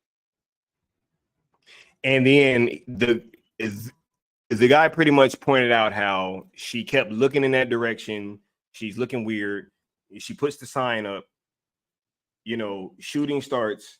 She doesn't move, and then she does immediately gets up. She goes, and then she immediately gets up and has her phone out. And that's what the guy was pointing out. Like, she just immediately had her phone out and was ready to record. She had a sign that said JB on it too. Mm. And was like covering her face, kind of like you know, when people are playing peekaboo, kind of, you know. I see what you're saying, Leon. You think is there a possibility? Yeah, I have no somewhere idea. in the I'm crowd. just saying it's very weird that she has It a is. sign to JB. No, I'm saying, she's covering that's her face, like trying to be all cute, slowly looking around all weird, busts out her phone, like immediately drops the sign and busts out her phone. It's just weird, very, especially if we're talking. We were just talking about the Secret Service, right? Mm-hmm. And the detail, right? And who they should hire in times like this. And then you have a woman, and this is her reaction, where most men who are combat ready would have reacted accordingly. Yep. And she's acting like she's getting ready to do a TikTok, essentially. Very odd. Right. Very odd. Very odd. Very odd indeed, brother. Sure. Man. Let's get Charles Austin's last thoughts on all this, though, man. All right. So yeah, man, like I was saying, man, if you know, the world has always been on fire, and in my opinion, the world is the same as it has always been. It's not going to change, in my opinion. It's either going to get worse or it's going to get better. It's going to get worse, it's going to get better. These things seem to happen in 80-year cycles. So you know, if everything gets right and everything gets level, please expect another 80 years to go by, and this will happen again. It is just the way of the world. I have accepted that. But you know, my initial thoughts is I'm glad that, like I said, he's not doing me any favors, but I'm glad the man's not dead. I don't want to see him dead. He doesn't deserve that. No, he has made a lot of mistakes in his life, and he has lied his ass off and done a lot of shit that was wrong. Yes, he did. I'm not going to sit up there and say just because he's a man of the people and he can make people smile and laugh and he's jovial and all that he's cool. He did some bad shit. But that does not mean that this man deserved to die. I don't believe that. And I'm glad he's alive. And he should, like I said, he has the chance to run. He has a chance to fix the country and make the country what it should be. Then I'm all for it. If it's anything other than trying to destroy the country and destroy the Constitution for which I served, then I have a problem with that. And those are my final thoughts. I took my oath seriously. So if they're talking about, taking the Constitution out in favor of the Handmaid's Tale in 1985 or 1984, then I'm not buying that. That's all to it. So. Yeah. I feel it, and I appreciate you coming on the stream. You know what I'm saying? We got another veteran presence in the building. You dig? And it's always Leon, always spirited as ever, sir. Oh yeah, for sure. My man. For sure. All right, you guys. Yeah, you guys take care. I'll see y'all later. Yes, sir. For sure, bro. All right. Yes. I love it that we were able to have that discussion, bro, because that's what this is all about. You know what I'm saying? But I do want to move on to one of the more important parts of the conversation that I was trying to kind of get to earlier, but the media response, bro.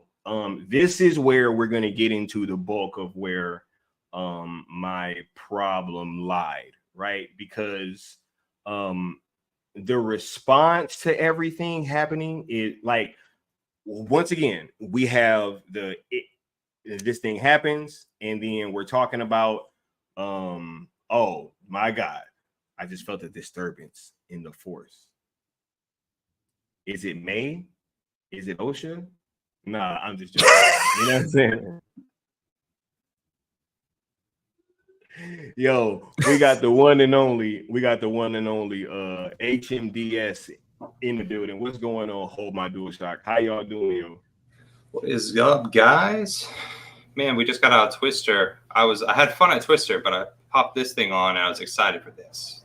That's the hey, for sure. And that's what's up. We were just about to move into a very juicy part of the conversation too. So I'm glad that you guys are here. Man, what's your first thoughts, bro? Have you guys been able to hear much of the conversation, and just what's your initial thoughts on this subject? Yeah, so I heard you talking about this idea of the shooter on the water tower. That's when we got out. Did I miss anything big before that? Oh yeah, we were pretty much just laying it all out about the history of this kid being in a BlackRock commercial, and his parents being behavioral therapists, and we spent a little bit of time as well early in the stream kind of debunking that this whole thing was staged. So these were real bullets that were fired. So there was no BB gun, and this was an actual attempt on the life of Donald Trump. So yeah, that's where the conversation had pretty much gotten to. I don't know if you guys have seen this. Cannot confirm, but I've seen some hey, I'll be right back. Sorry. And some pictures this week of, so the first thing, if you remember, they said with him was he was a Trump supporter, or he was a Republican, right? And then came out the news that he had donated to Act Blue at 17, which is odd. Meanwhile, he has zero social media footprint. Quick question. Can you break down to the audience what Act Blue is? It's that like Democrat, it's like is it a super PAC? Act Blue? Like, I just know it's like an action group that you donate to help Democratic causes and candidates, correct? Let me look that up. But it's an American political action community for fundraising platform for the left wing. Yeah, so fundraising. Is that different than a super PAC? Yeah, no, Yeah. It's a PAC. Yeah. And so it's to help Biden win re-election. Yeah. And meanwhile, they didn't release the name initially. And then when they did, he's got zero social media presence, which just seems, I mean, I'm not a psychologist. There's definitely someone here more qualified to make a statement on that on this panel. But to be radicalized enough to do this, I think would be hard if you aren't on social media. Yeah. Yeah. And apparently there was like no history of any social media traces on his phone, which is utterly. Yeah. Right. And then I saw stuff. There is an unfortunate pattern with the shooters this year and their gender identity, if you will. And I've seen things that were passed to me today. I don't know if they're real, but showing this this shooter identifying as a female. And again, it makes me very much doubt what we're hearing is true, because anything that could be viewed as harmful to a larger narrative is just not being discussed. Yeah. So that's just my.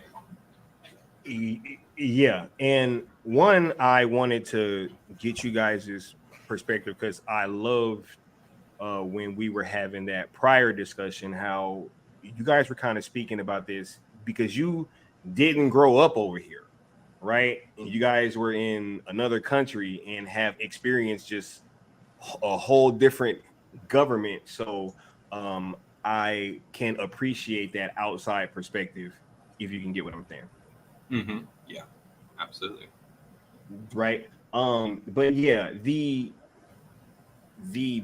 trail of breadcrumbs that was happening right after all of this was just so incredibly strange to me personally. It went from hey, it was staged, this was damn BB gun, Trump didn't really get shot, it was his teleprompter, which if you look back, the teleprompter afterwards was perfectly fine, so it wasn't any glass, right? And there just seemed to be this overall minimizing of this situation. I want to show you guys some of these headlines that went out immediately after this whole thing popped off, right? You have Trump removed from stage by Secret Service after loud noises startled former president and crowd, right? Yep. You have Trump whisked off stage in Pennsylvania after loud noises rang through crowd, right? That's the LA Times, mind you. That's my neck of the woods, right? That's my neck of the woods, right? Look at all these headlines, y'all. Trump speech interrupted by Secret Service. Trump escorted away after loud noises. Secret Service rushes Trump off stage after he falls. Trump removed from stage by Secret Service after loud noises start, right? Trump rushed off stage after disruption at rally. Trump rushes Trump off stage after popping noises heard. Popping noises? Yeah. Right? Like fireworks. Like where they do this at? Like, so anybody looking at this, you would have to think, why is this being minimized? The former president of the United States just got shot at on live television, right? And this could very well be the president-elect. And he's got shot at on live television, right? Who's this? Oh, no. We're gonna get to that in 1 second. But yeah, like, what do you guys think that this rush was? And I'll start with you, Leon. Why this sudden rush to kind of minimize what happened, bro? Like, I mean, we can all agree that those headlines are fucking egregious, right? I mean, yeah, loud noises, popping sounds after he fell. What's going on, Leon? Well, let's look at the way modern day media likes to sensationalize events, right? For clicks. We can even look at the way the coverage of C19, as I like to just kind of abbreviate it, was parsed out. The information was sensationalized, a lot of it. You know, you look at the numbers of that, and it was exaggerated for clicks, a lot of things that were occurring. We can look at anything in the modern era. We didn't got to go through the entire history. You can look at the past 5 to 10 years at the way information has been disseminated to the public in a sensationalized way in order to get clicks and views, right? This event occurs and it's being reported in the most minimalistic, minor, watered down fashion, as if no one has a brain. Popping sounds. He fell. He was whisked away because he was scared of a balloon popping. Like, what are we doing? So yeah, to me, if I'm looking at all this, all the information all at once, it just really seems as though they're trying to cover up the fact that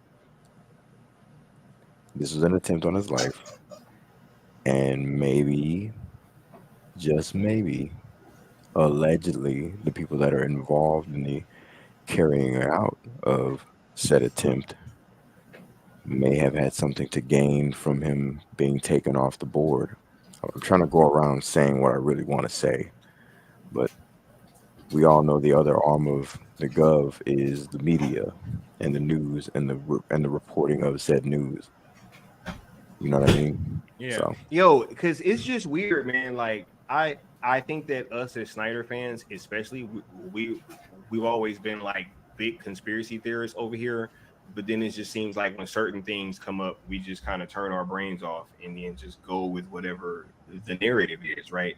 HMDS, can you guys kind of speak to what you guys see when you see all of these headlines and just how these things play out? And there was just this rush to minimize everything after the event took place. Katie's looking like she's still thinking through Doggo. So something, not to get too crazy on y'all, something that's been becoming more prevalent in my filtering of information is this concept of levels of intent. And so obviously the most initial intent is to downplay. And so, I mean, that's obvious. Like, for many reasons, the media doesn't want to do anything that could, or report anything, as we know, that could ever lead to independent thought. And so things have to be framed very carefully, especially at that moment when things are first made known, because at that point, people quickly form opinions. And so getting out the story fast is more important than getting it out correct, especially when you don't care about whether or not it's correct because you're outcome driven instead of truth driven. Yeah. But a larger concern is how much of this is to assess who bites on headlines like this. It's never been easier through social media to have people say loud popping noises, BB gun, and then you're able to immediately see what is trending, and you see BB gun staged, and you get a really clear picture at people who they're more receptive to propaganda than your average free thinking, what we think of as just capable of free thought American. And sometimes I wonder how much of this is we see the individual things happening and we don't take a moment to think, as part of a bigger strategy, do they get their little litmus test to see who is susceptible to propaganda and who would be more difficult and maybe need more management? Right. Man, I told Leon earlier, and no disrespect, but somebody told me that this was staged and they hadn't even seen what had happened. Yeah, exactly right. And I was like, whoa, like this shit is really working on people, you know? Like, I legit had somebody tell that to me, because she said, yo, like, I can't believe that they would just like run up on him like that. And I was like, did you see the video? And she was like, no. I was like, damn. So it's like, so if think about it like this too. So if we water down the information for whatever Yep. reason, let's say for clicks, right? Like, oh, who's just putting the information out first? You put out the watered down version of the information, and then you have, you know, hired interns, bots, who knows, supporters of the other side go on social media and say, um, stage, BB guns, BB guns, BB guns. If we couple the social media response, which was stage, BB guns, coupled with watered down information, watered down headlines, it just strengthens the notion of this was staged, because we have several headlines that sound like it's nothing, like he got scared over nonsense, essentially, right? He got scared over balloons popping and someone smacking their gum too loud.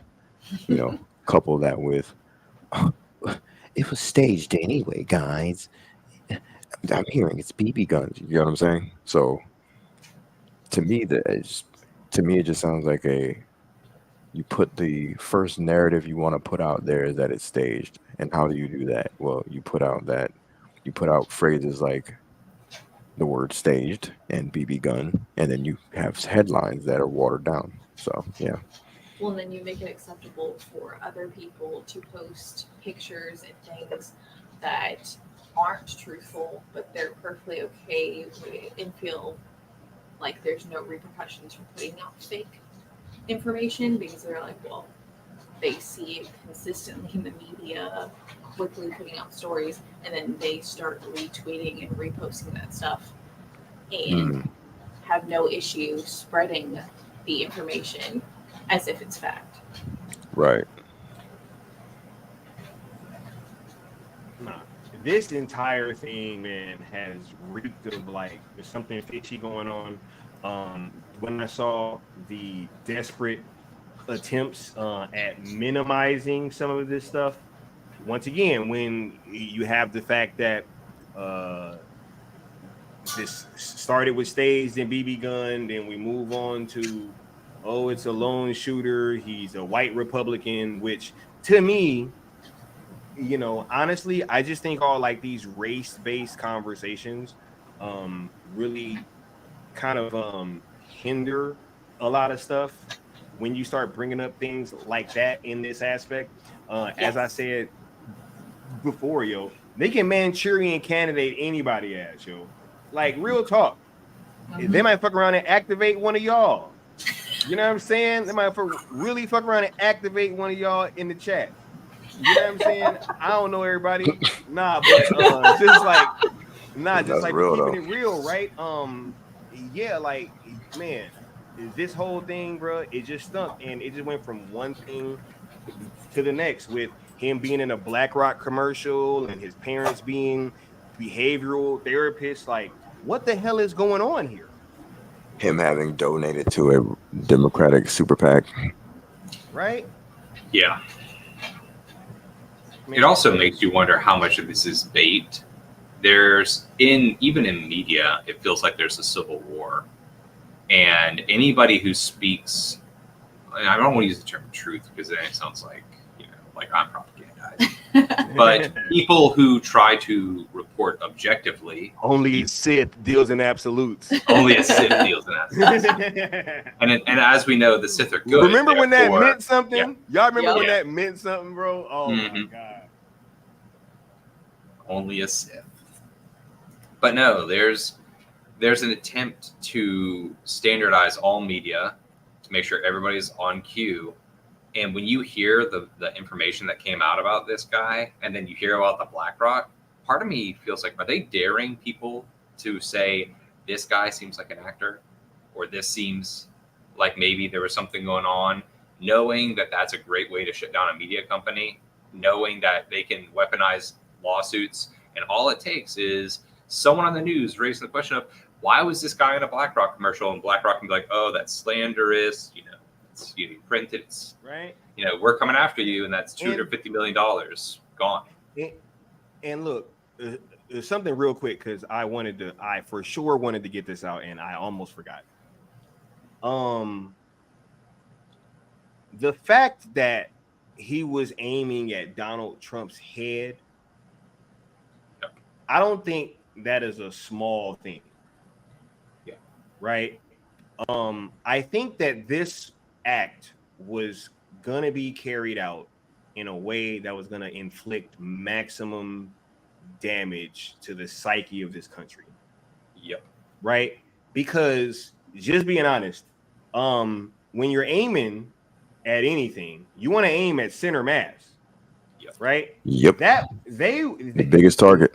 They were not that far. Let's go ahead and play this video that kind of illustrates just how just like the entire situation, and like how they just didn't, like, I have no idea how this happened, but let's check this out. Right? It is 160 yards pretty much, give or take. Right? The fact that the sniper team in that nest up there could not see this guy to their immediate right, yo, just your average army soldier can hit a target at up to 300 yards. Yep. That's a fact. That is an absolute fact. That is basic training. In basic training, guys, in order to graduate, you have to be able to hit a target up to 300 yards, which is almost twice the distance of this shot. Right? Man, Trump lucky that it wasn't me. Because, like, you know what I'm saying? Like, that's real talk. Yep. Like, and that's before we get to the sniper level. Yeah. And how much further that they can shoot out. So the fact that,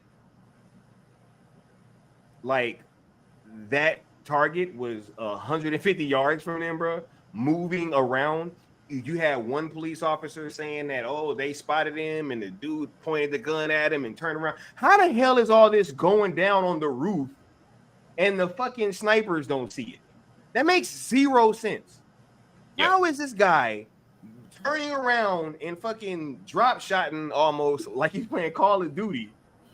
You know what I'm saying? Getting fucking situated. How is all this movement happening on a roof that they already said that they knew he was up there 26 minutes prior? Mm-hmm. It makes no sense. He had a rangefinder. And him being able to get 5 shots off, that's ridiculous. Right? So, once again, when I add the media response with this shit, right? Let's look at this video, yo. I mean, you have one person who was comparing Biden getting COVID to Trump being assassinated. Let's check this out real quick.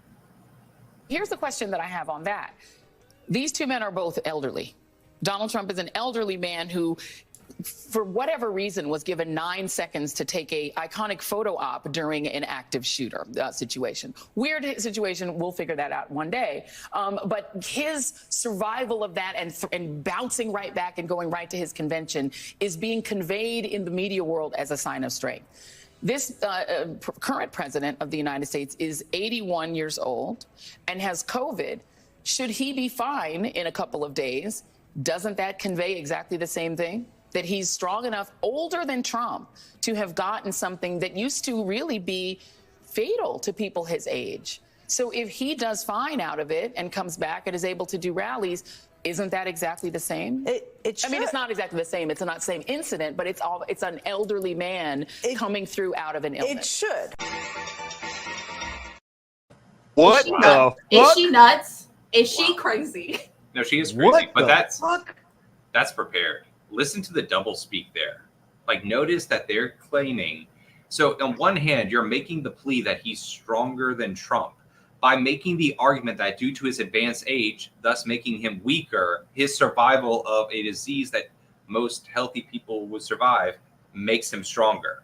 And again, that's why I wonder how much of this is a test to see who still filters their information through logic and who is solely there to be to told, gain political acceptance. Yeah, to be told how to feel, because you could see the other chick struggle to right? while Both of she them. was talking. No, yo, Katie, I don't know if you saw it, but old boy was trying hard too. That's why he couldn't even look at her. Yeah, He I was just, staring like, at the turned chick's and he face was because I was yo, like, bro. Yo, he's like, I'm about to look at you because I can't even look this way because this is total horse shit. And Yeah, if because I look at her, I'm gonna start smiling. Bro, you know, because is she in like how are those two things even in the same conversation? In the process of her even saying that, she had to tear down the fact that she said, I don't know how he was even allowed to have his 9-second iconic photo moment. Yep. Which they really mad about that picture. They're extremely. That's like their biggest piece of evidence that they're saying is staged. A lot of these people, it's staged because he stopped and it's like, bro, I don't know He if said, y'all. wait. You can hear him. He Yeah. said, wait. And then he fixed his hair. I don't know if y'all have ever been. I know Sky has, but I don't know if the viewing audience has ever been in a situation where you feel like your life was on the line, right? I've never been in a situation that he's been in. Hell, let alone even Sky. But I've been in situations where, because I'm from the Navy, I've been in situations where I'm about to go overboard, or people that I know are about to go overboard, and I have to grab them, and I have to grab the thing near me, and there's winds that are kicking up that will knock over most large adults and blow them overboard, and the adrenaline's pumping, and when it's all said and done, you stand up, and I remember the guys I had, they were looking at me like, what the fuck? And I was like, fuck yeah. Yeah. That shit was, oh, I felt that shit. And I was like, I said, we used to use this thing called I'm not going to say what it was called. I like to keep things, but it wasn't anything crazy. I just, me and details. I had a piece of machinery that classified. Facts. I had a piece of machinery that works with certain parts of the aircraft, and I said, pick that shit up. Let's roll. I was with it. That was me pumping my fucking fist. Pick that shit up. Let's fucking roll. Like, you don't bitch up. You don't whine and cry. You do maybe some of that shit later, but in the heat of the moment, you ready to fucking go. And I can guarantee you, a person like him with his personality, yes, maybe he doesn't even realize it was a near-death experience. He knows it was something. It was something crazy, and it was something that could have affected his life in a way, right? He's like, they can't fucking kill me. Maybe in hindsight, he gets rattled. But in the heat of the moment, you damn right you pump your fucking fist. Motherfucker. Shit. Yeah, it just seems so crazy to me that there seems to be all of this uproar about this picture, yo. Because what were you gonna say, Katie? No, I was just gonna say, like, dude, Andy's been shot at before, and like we've talked about it, and like You said Andy's been shot at? Yeah, like okay. Yeah, like in South Africa, South Africa, there you go. Yeah, and so like without getting too deep into like what things is back there, like you had national service and then you didn't, but then a lot of people it's still something you kind of did, and they have like it's just lawless. So you have all types of secondary ways to participate, whether it's like they have reserve police and stuff like that, where it's just like military police that you can kind of enjoy. But yeah, when you get like when we got shot the first time we got shot at, my buddy and I, it didn't register like the severity of it, and we were uncontrollably laughing, just the sheer relief of it. And it felt like we were high the entire rest of the night. And so Trump seeing that, like, again, he got hit. Like, that bullet went by his ear. Like, is he concussed? Is he, he got slammed to the ground? But you add that to, like you said, his personality. He probably stood up and just felt 10 feet tall. You know, just the anger. You know, that fight or flight response, and I think that that's what you're seeing. Is I mean, he's literally was that 4 or 5 people they fighting to stand up. Trump definitely stood up like I'm the fucking man out here. Like they can't fucking touch me. They can't touch me. Like I'm invincible. Yeah. And then to say that was 100% going through his head. No, there's no doubt about it.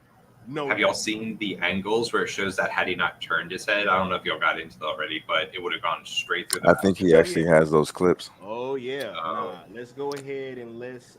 Before you play that, though, I was just gonna say we live in a time where a lot of this masculine energy is being looked at as toxic anyway. So I'm really not surprised that people aren't used to seeing what the fuck men would do in response to certain things. You know what I mean? And there's not a man in this country who doesn't look at that and wish they were that. Every guy. Maybe when they work on you and that you lose that about yourself, but every boy I ever knew growing up, you think about if things ever went wrong, you want to be a man, you want to stand up tall. Yeah, I had just briefly recently, last weekend, there was a young lady who was questioning just certain skills in regards to my military background, and she was like, "Oh, you were only in this and you only did that." And I was like, "Listen," I was like, "Unless you've been dealing with Navy SEALs and Special Forces, there ain't a man alive that you've dealt with or known that is gonna be fucking with me on certain levels, just on a basic level." You know what I'm saying? Like, so don't go there. Like, if push comes to shove, if I need to hit that red button inside of me, you know, break glass in case of emergency inside of me and hit that switch, it's a fucking go. Just know, you know what I mean? And yeah, every little boy wants that in them when they're looking at heroes, when they're looking at cartoons, and they look at their dad and they wish their dad was like that because that's how they envision their father. So yeah, you're right. You're right. You want to have that lion inside of you at will. Yeah, and they want their leaders to exemplify strength. Hey, 100. Hey, look, I'll just say this. You know what I'm saying? With his Secret Service ducking behind him like that, Bro. Right? Fired. Bro, absolutely fired immediately. Fired. Bro, that girl will be running. She'll be running the Secret Service a couple years from now. Yo, but y'all are absolutely right, man. Every little boy asks himself that question. I have been shot at and almost blown up more times than most people, and I will absolutely say that what Donald Trump did is a normal response in that situation. If you're that kind of dude. Yeah. If you're that kind of dude. If you're not, then maybe you can't relate to that. Like, but I feel like that's like people that be not wanting people to celebrate scoring touchdowns in the NFL. Yeah. Like you can't it's help like, it. Yo, it's like, yo, if you've never felt what it's like to score a damn touchdown, then you go, you know what I'm saying? Then you fucking do it and not want to do a dance. You know what I'm saying? Like, it makes no sense, right? So after he just got an attempt on his life, for the response to be what it was just very, very interesting to me. But let's check these videos out real quick of them showing, like, yo, just what would have happened if Trump didn't move his head off that center line. So let's check this out. Take a look what happened.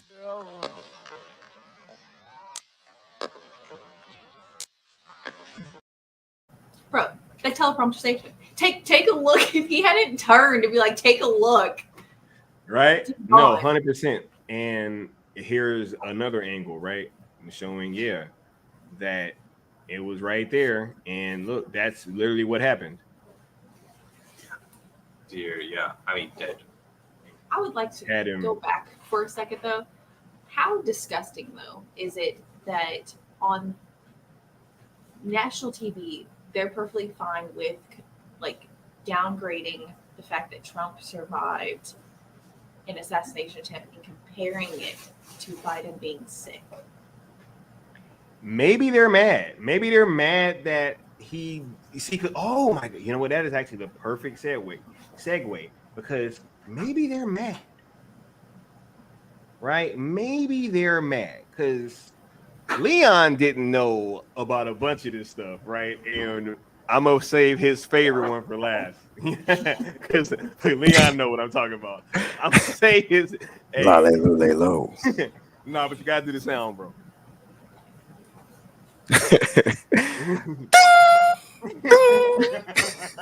What? Look, y'all you'll understand later. We'll talk about in a bit, right? But yo, is political violence okay? And the reason why I'm asking this is because I think that there's been a lot of rhetoric lately, man, that has like really been just kind of distasteful. And I think it creates an environment where these type of things can end up happening.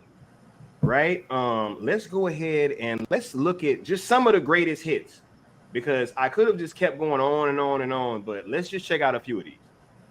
It's just unquestionable at this point that man cannot see public office again. He is not only unfit, he is destructive to our democracy, and he has to be eliminated. Right? Hey, no, it gets better, guys. It gets better. Hold on 1 second. Let's check this one out. This is a doozy. And the donor class can't just sit back on the sidelines and say, oh, well, don't worry, this will all work itself out. They're still going to have to go out and put a bullet in Donald Trump. And that's a fact. What? Right? What? Wait. Oh, no. But did it stop there, guys? Did it stop there? Let's see. Besides marching and protesting, what else do you suggest? Well, it doesn't happen overnight. It's not a miraculous. What did you say? Murder. She's kidding. Wait a second. She's just kidding. Don't say that. That's you don't know. They'll pick up on that and yeah, just run that's with the it. worst. She's just kidding. Well, let me talk to you about. Right? Wow. Yeah. How is that funny? It's not funny.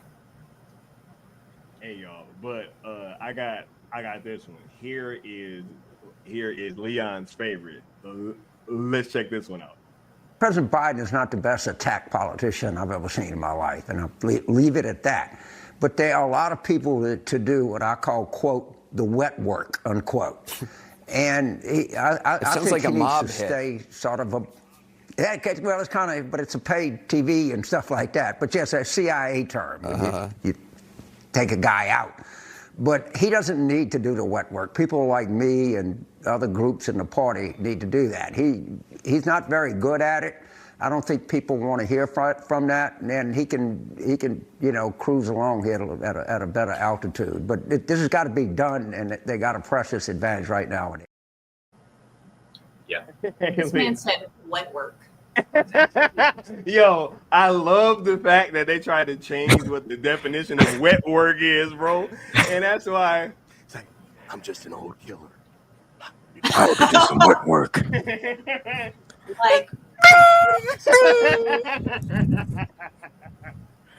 bro, yo, that's fucking crazy. And you still left. That's what I'm saying. Like, that's like a 1% of all of the stuff that's actually out there. They they could be, bro. Y'all saw it. Like, I don't get the Hitler comparison. Y'all keep telling, okay. Bro, I was gonna cook on that when. Let me say when the homie was on. Look, let me say this. Go ahead, brother. Because I'll ask this question, right? As we see, like, with the timing of all this being right after the fucking debate where everybody got a good up close and personal look at what Joe Biden fucking looked like in that thing, right? And at a time where the calls have been for him to drop out right? If we just look at what has happened, they've tried to put this dude in jail, bro. They tried to cancel him. They tried to impeach him. This is all done by the Democratic Party, bro. Like, this is not something that there's not a paper trail there for, right? No, like, there's a million videos everywhere. bro. And they've been trying to get this dude up out of office. Is they're saying, yo, like, look, he said wet work. That's private sector, right? It's like, bro, wet work? Right? One dude just said, hey, we got to put a bullet in Trump. Hold up, let me play that shit. Motherfucker again, just right? flat out said it, yo. Hold up, let me play that shit again. And the donor class can't just sit back on the sidelines and say, oh, well, don't worry, this will all work itself out. They're still going to have to go out and put a bullet in Donald Trump. And that's a fact. Yes, like, is anyone even shocked that this happened? Like, that's crazy. They were begging someone to do it. Right. Oh, okay. So now we're getting to where I was trying to go earlier. Right? So Yes. you have a certain group that has been peddling all this stuff. Donald Trump is Hitler, right? When, look, I don't think Hitler left, bro. Do we not know that the country was okay after Donald Trump left? Yep. Like, we had another president. You know, did Hitler leave power willingly? Right? Bro, like, that's the thing I don't fucking understand. Like, these hyperbolic terms and this over the top reaction. And to me, if anybody is sitting up here, you're a grown man, you're a grown woman, you have smartphones, you have tablets, you have air conditioned spaces, you're able to go to and from work, all these different things, and you're able to sit up here. You can dislike a guy's policies, you can even dislike a guy, but to go as far as to say someone is like a Hitler type, and you still wake up every day and everything's fine. You're not in a totalitarian society. You didn't actually have to scan something before you walked out of your house. You don't have people with rifles escorting you around, making sure you say and do the right thing. Shut the fuck up. Right. If none of this shit is happening to you, shut the fuck up talking about he's Hitler. HMBS. Can you Pussy guys ass kind motherfuckers. of like speak That's to that, pussy to me. please? Can you guys kind of speak to the whole Hitler Trump comparison and how that kind of strikes you guys? For me, it's a term for simple-minded people to easily make a connection that is easy for them to understand and for them to repeat. Almost like a keyword, right? Yeah. Like that would activate a Manchurian candidate, like the catcher in the rye. Yeah, it's not complicated because they're not going to, like, Leon's going way into deep and in depth and giving them way too much credit. Like, there's too many people in America who do not want to think. They don't want to do the research. They don't want to take the time to look up anything. And you are taught in school very early who Hitler is. So everyone knows that Hitler is synonymous with, like, the worst person in history. So people automatically like, oh, if you say Trump is Hitler, then you can easily make a connection. Bro. Well, that's my point. Yeah. My fault. What were we gonna say? No, go ahead. I was gonna say, like, I don't think Hitler, bro. You know what? Never mind. No. I wasn't gonna say Hitler. I was gonna say Trump. I don't think Trump is like, people want to talk about what stuff that's like bad for the black community and stuff like that, right? I think Planned Parenthood, if you look into the origins of that and where that came from, and yet that is one of the biggest things that is pushed, right? That's why we were sitting there talking about DEI, right, with this whole BlackRock thing. And it's like, bro, like, why are, like, we see this connection with BlackRock and DEI, but who's usually pushing DEI? I mean, that's what I'm saying. There are literal organizations that exist that are doing things that are nefarious on multiple levels. that Trump has no fucking idea about, or he's not involved in, or he has gone out and said, I don't like these things. But yet, we can't name anything except for he got friends that are on the 2025 project. We can't name anything that he's actually done. Because anytime someone's ever come on, let's say, this panel or in real life and said something, they've been cooked. I didn't hear anybody have a point tonight against him that made any sort of sense that would hold. No points at all. I heard a bunch of conjecture and rhetoric discussing terms that are gotcha terms and Yeah. BS that everybody's been saying, but I haven't heard anything concrete. Give me something other than contraception and abortion and shit that he ain't fucking with, things that he's not even dealing with. Anyways.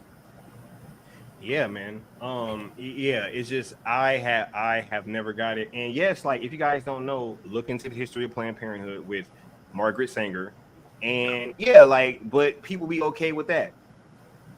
You know what I'm saying? Like, I actually saw something that like it really sank in my stomach, yo. Like I was back in Inglewood, and this place that was like a staple like of us growing up, where it's like this donut shop and all like these like little stores and everything. It's a big ass Planned Parenthood in there now. And I was just sitting there looking at that shit like, yo, this is not fucking cool. You know what I'm saying? Like, it's not cool at all. So yeah, I have a problem with stuff like that, especially looking into and knowing the history of where Planned Parenthood came from and specifically who they were targeting. And this is not like us making shit up. Like, y'all can go look at, like, it's on fucking Wikipedia. Yeah, and they specifically target the black community. Yes. If we're just going to be specific here, right? They definitely do. Right. So yeah. I'm worried about Project 2024. Facts. Because shit's fucked up right now. Facts. I'm not, yeah, I don't know. Right? He said, doesn't that Planned Parenthood offer medical services for women without a large amount of income? Yes. But you know who also does look that? into the history. Yeah. Hospitals. Hospital facts. Motherfucking hospitals. Look into Margaret Sanger and Planned Parenthood and read her comments. You know what I'm saying? Like, specifically, if the comments are there, right? But back to this political violence conversation, right? Because I really do feel like there's been this push that like, yo, Trump is this huge threat to democracy, which I don't see. The motherfucker came and left office. Like, dictators don't do that. That's too much common sense, guy. Right? Like, I want to hear somebody get on this panel, and I mean this literally or metaphorically. I don't know. Tell me something that backs up, that goes against what Scott just said.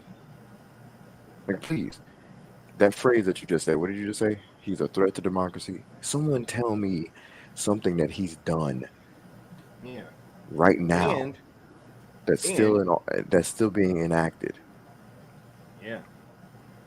And sadly, people will hear that. I was just going to say, sadly, people will hear that all over the media and just regurgitate that in comments. Hold on real quick. What? Listen, man. Look. Life ain't fucking perfect. Okay? Like, there's going to be places that you can get services and you can't. Like, I'm not coming against him or even this particular topic. But here's another thing that I'm getting tired of. People wanting some sort of politician to get up here and play God. Or be perfect. And be fucking perfect. Like, they're going to know all and be all and end all and begin all and start all. Like, these are fallible individuals who are trying to create policies that create freedom of movement. That's what you want in a politician. You know what I'm saying? I don't know what being an atheist has to do with what I'm saying. That's but literally what I was gonna ask. Well, I named several different things as examples and analogies. But anyway, you're starting to sound a little bit like a bot there, bud. Unless you're just not picking up what I'm putting down. And I didn't mean to cut you off, Sky. I just get tired of this notion that we want this perfect fucking candidate in a perfect society. Nothing's ever going to be perfect. What you need to do is do your due diligence to figure out how to correct any issues in your own life pertaining to you and your family or what have you. That's all one can do. And we live in a country where you can fucking do that. You literally can. We don't live in some third world fucking country somewhere. There are plenty of opportunities for us to succeed in some minor areas of our life that can go into the from the micro to the macro. Like let's stop pretending like these little fucking issues that pertain to small sections of society are like so fucking great. Like, come on, man, let's cut it out. Yeah. Hey, man, it's a whole. I mean lot God of metaphorically, James. I don't mean literally. But go ahead. No, it's a whole bunch of things that are happening that just don't make sense. And yeah, I'm not gonna be here and walk you guys all through all of this stuff, right? But I just say do your research, and I would hope that you would come back after having done so and rejoin a later conversation, and then we can see what your thoughts are then. But I'm not moving on this Margaret Sanger Planned Parenthood thing. I'm not moving because I know too much about what the history of that place actually is, right? And what the history of a lot of these organizations are that are on fucking Wikipedia. It's not even like we're making this up, bro. You can just go Google this shit. Like, I don't understand. Y'all believe in Google, right? Do you believe in Google? You know what I'm saying, right? But he's a Google theist. Real quick, HMDS, can y'all kind of touch on the aspect of like just coming from somewhere where you actually see these types of things going down on like a much more regular basis? How does it feel being here and then seeing the same things kind of happen in the play out in Western society? Yeah. First of all, though, I just want to say, great point about Margaret Sanger. Isn't it weird that Party of Tolerance seems to draw a lot of eugenicists to it? That's kind of weird. Yeah. And like, if things were reversed, everything that she'd ever created would have been burned down because it was affiliated with eugenicists. So odd that it's that the opinion is what it is about Planned Parenthood. I think you ask, is political violence okay? I think that's a phenomenal question. And I'm about to give probably like an answer that's not going to be well received. But I think the question should be, should it be? Not is it? Because obviously nobody who is of decent moral fiber wants political violence. We want to believe that we've evolved past that, right? But when you have political parties, and this isn't an American thing I'm mentioning, by the way, because I don't want people to think I'm picking on political parties here. This is like a world thing. And you see the type of rhetoric that allows people to demonize other people and view them as the root cause of pain and suffering in their lives. They don't think in terms of politics. They think in terms of blood, rivalries and vengeance. And so I sometimes see this ratcheting effect here with politics in America. And it's very similar to what we saw overseas with just, it keeps moving in the other direction and it never swings back. The idea of a pendulum doesn't seem very appropriate when it never swings back. And then I ask myself, where does it end? Like, where is this heading? And it's not democracy. By definition, it's not democracy. So I don't even know if this is solely about Trump, because you were hitting stuff when we were on Leon's channel about what they're trying to do with Biden. Are we sure that this is just about preventing Trump from becoming president? Or is it maybe, and this is just me floating what I've seen in the rest of the world, about they don't like the idea of the democratic process, because democracies are falling around the world at an alarming rate. Elections are being paused. The excuses for why elections can't be trusted or are being ignored are being essentially run down to, well, we did polling and we don't think that's how most people felt. So I don't know. I've seen this stuff before. I always joke with my friends, I've seen this movie, and I know how it usually ends. Maybe America will be different, but sometimes I worry that people, because they want to believe that America's special, that also means that it's different. Like, we built our Constitution off of y'all's, by the way. Because America's Constitution is one of the greatest legal documents of all time. Mm-hmm. But we also solidified certain aspects of it. And it's the only thing that has stopped massacres in South Africa, because we enshrouded what are called language rights that protect not just language, but that's what they're called in our Constitution. And it's essentially all the freedoms that are inferred. It's directly like you have the right to speak one of our 11 official languages. You have the right to property rights and stuff like that. And our government actively tries to get the necessary 70%, I think, if I remember correctly, it is, to overturn those constitutional amendments and strip those type of things. And I just see a lot of weakening of resolve and people thinking this is about parties. And I don't think it's about parties. But sorry to go so deep into that. Oh yeah. Oh no. We are way past just the left and right.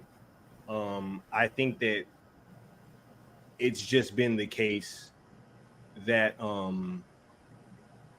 because like I'm not some big fan of the Republicans, y'all. I'm not.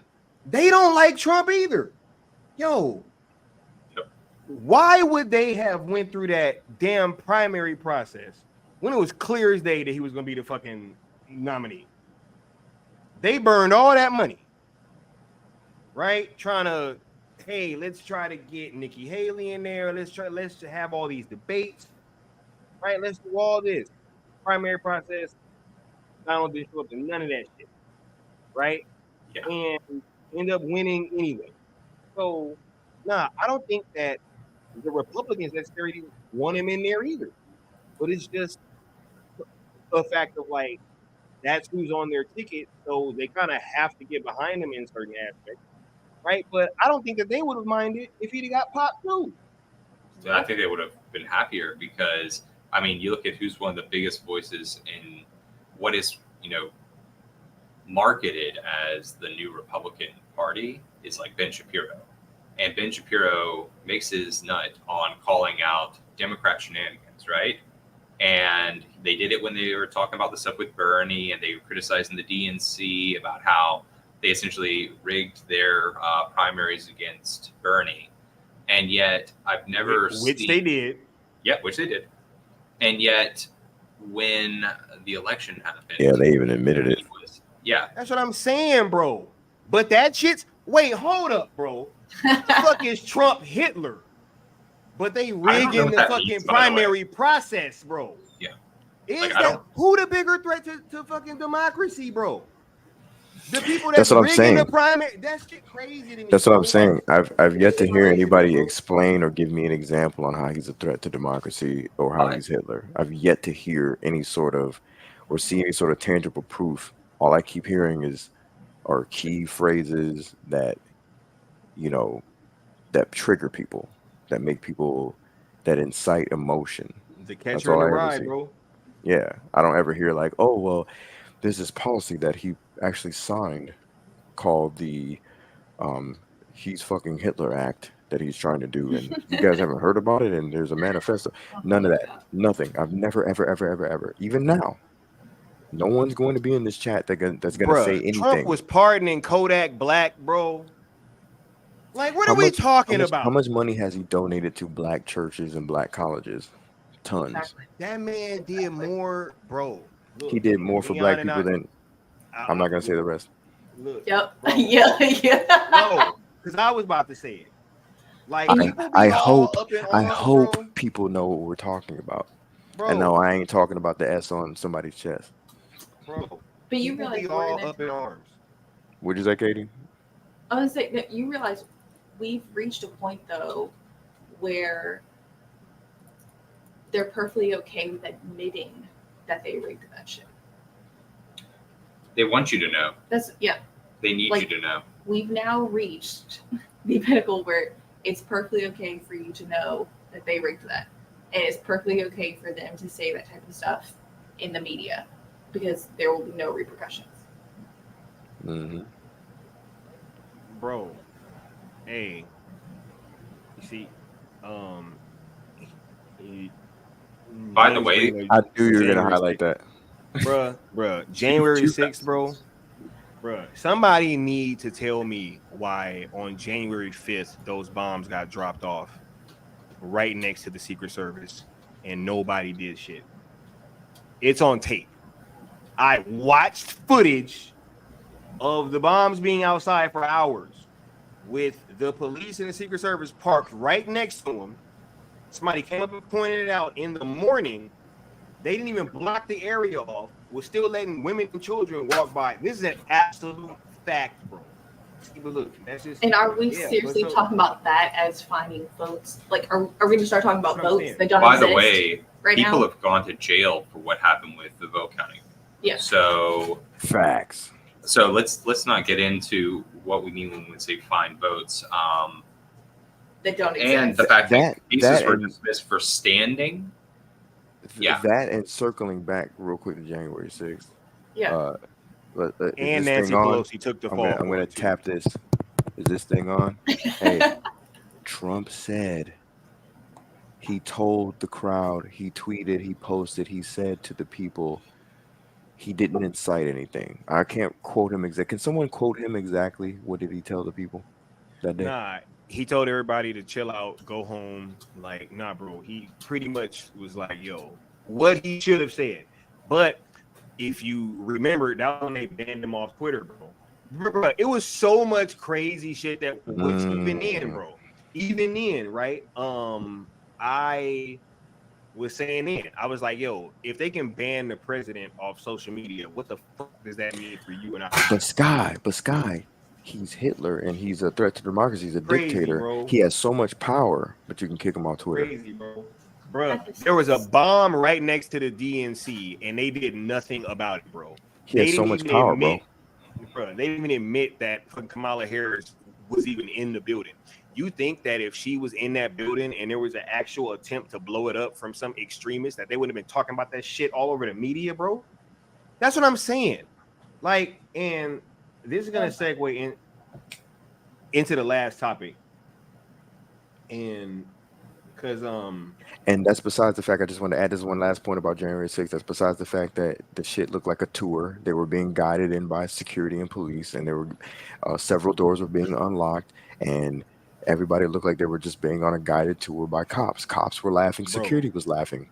So look, I don't know how a guy who's in the White House is somehow responsible for some shit that's going down in a separate building. Like, he's not there. Bro. He's not in, you know.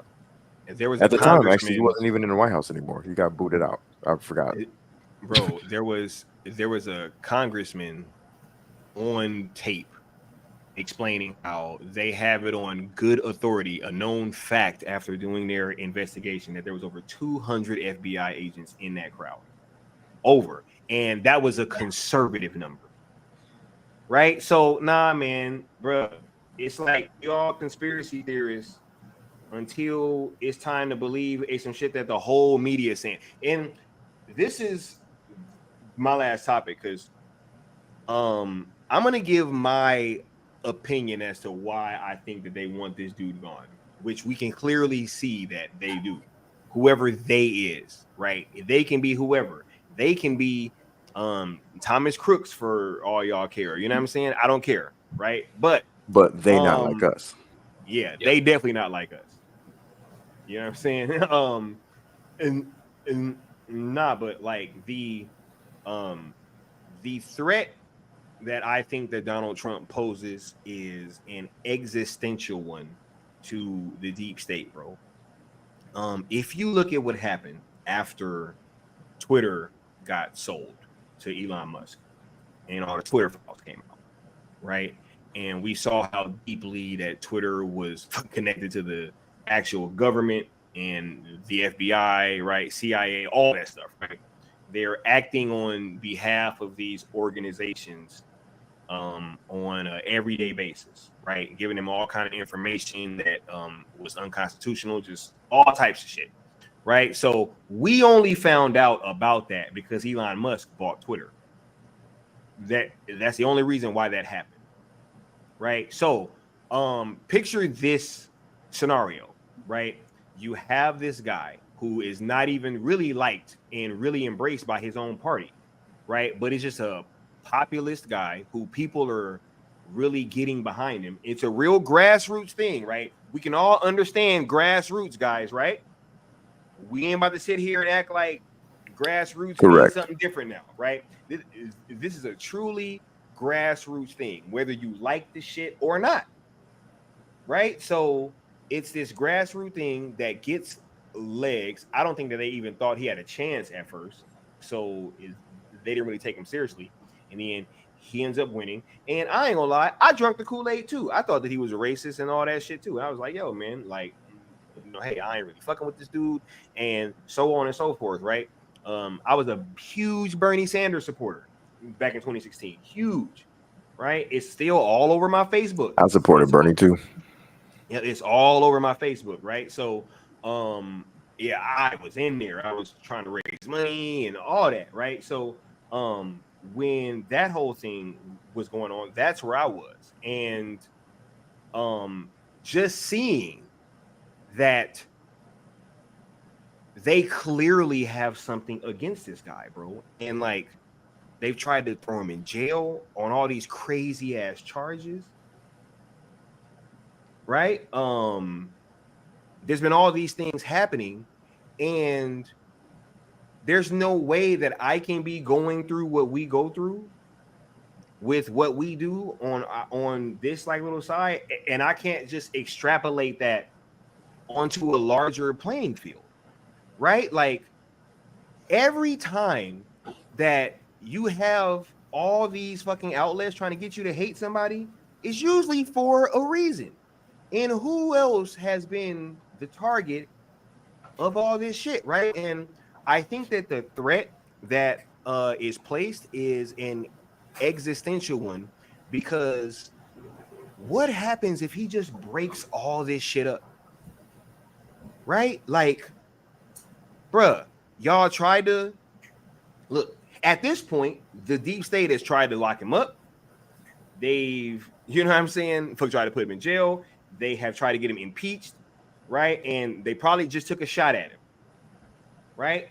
They're probably going to make more attempts at his fucking life. I wouldn't be shocked if this shit, or if something else happens, right? So clearly they don't want him there.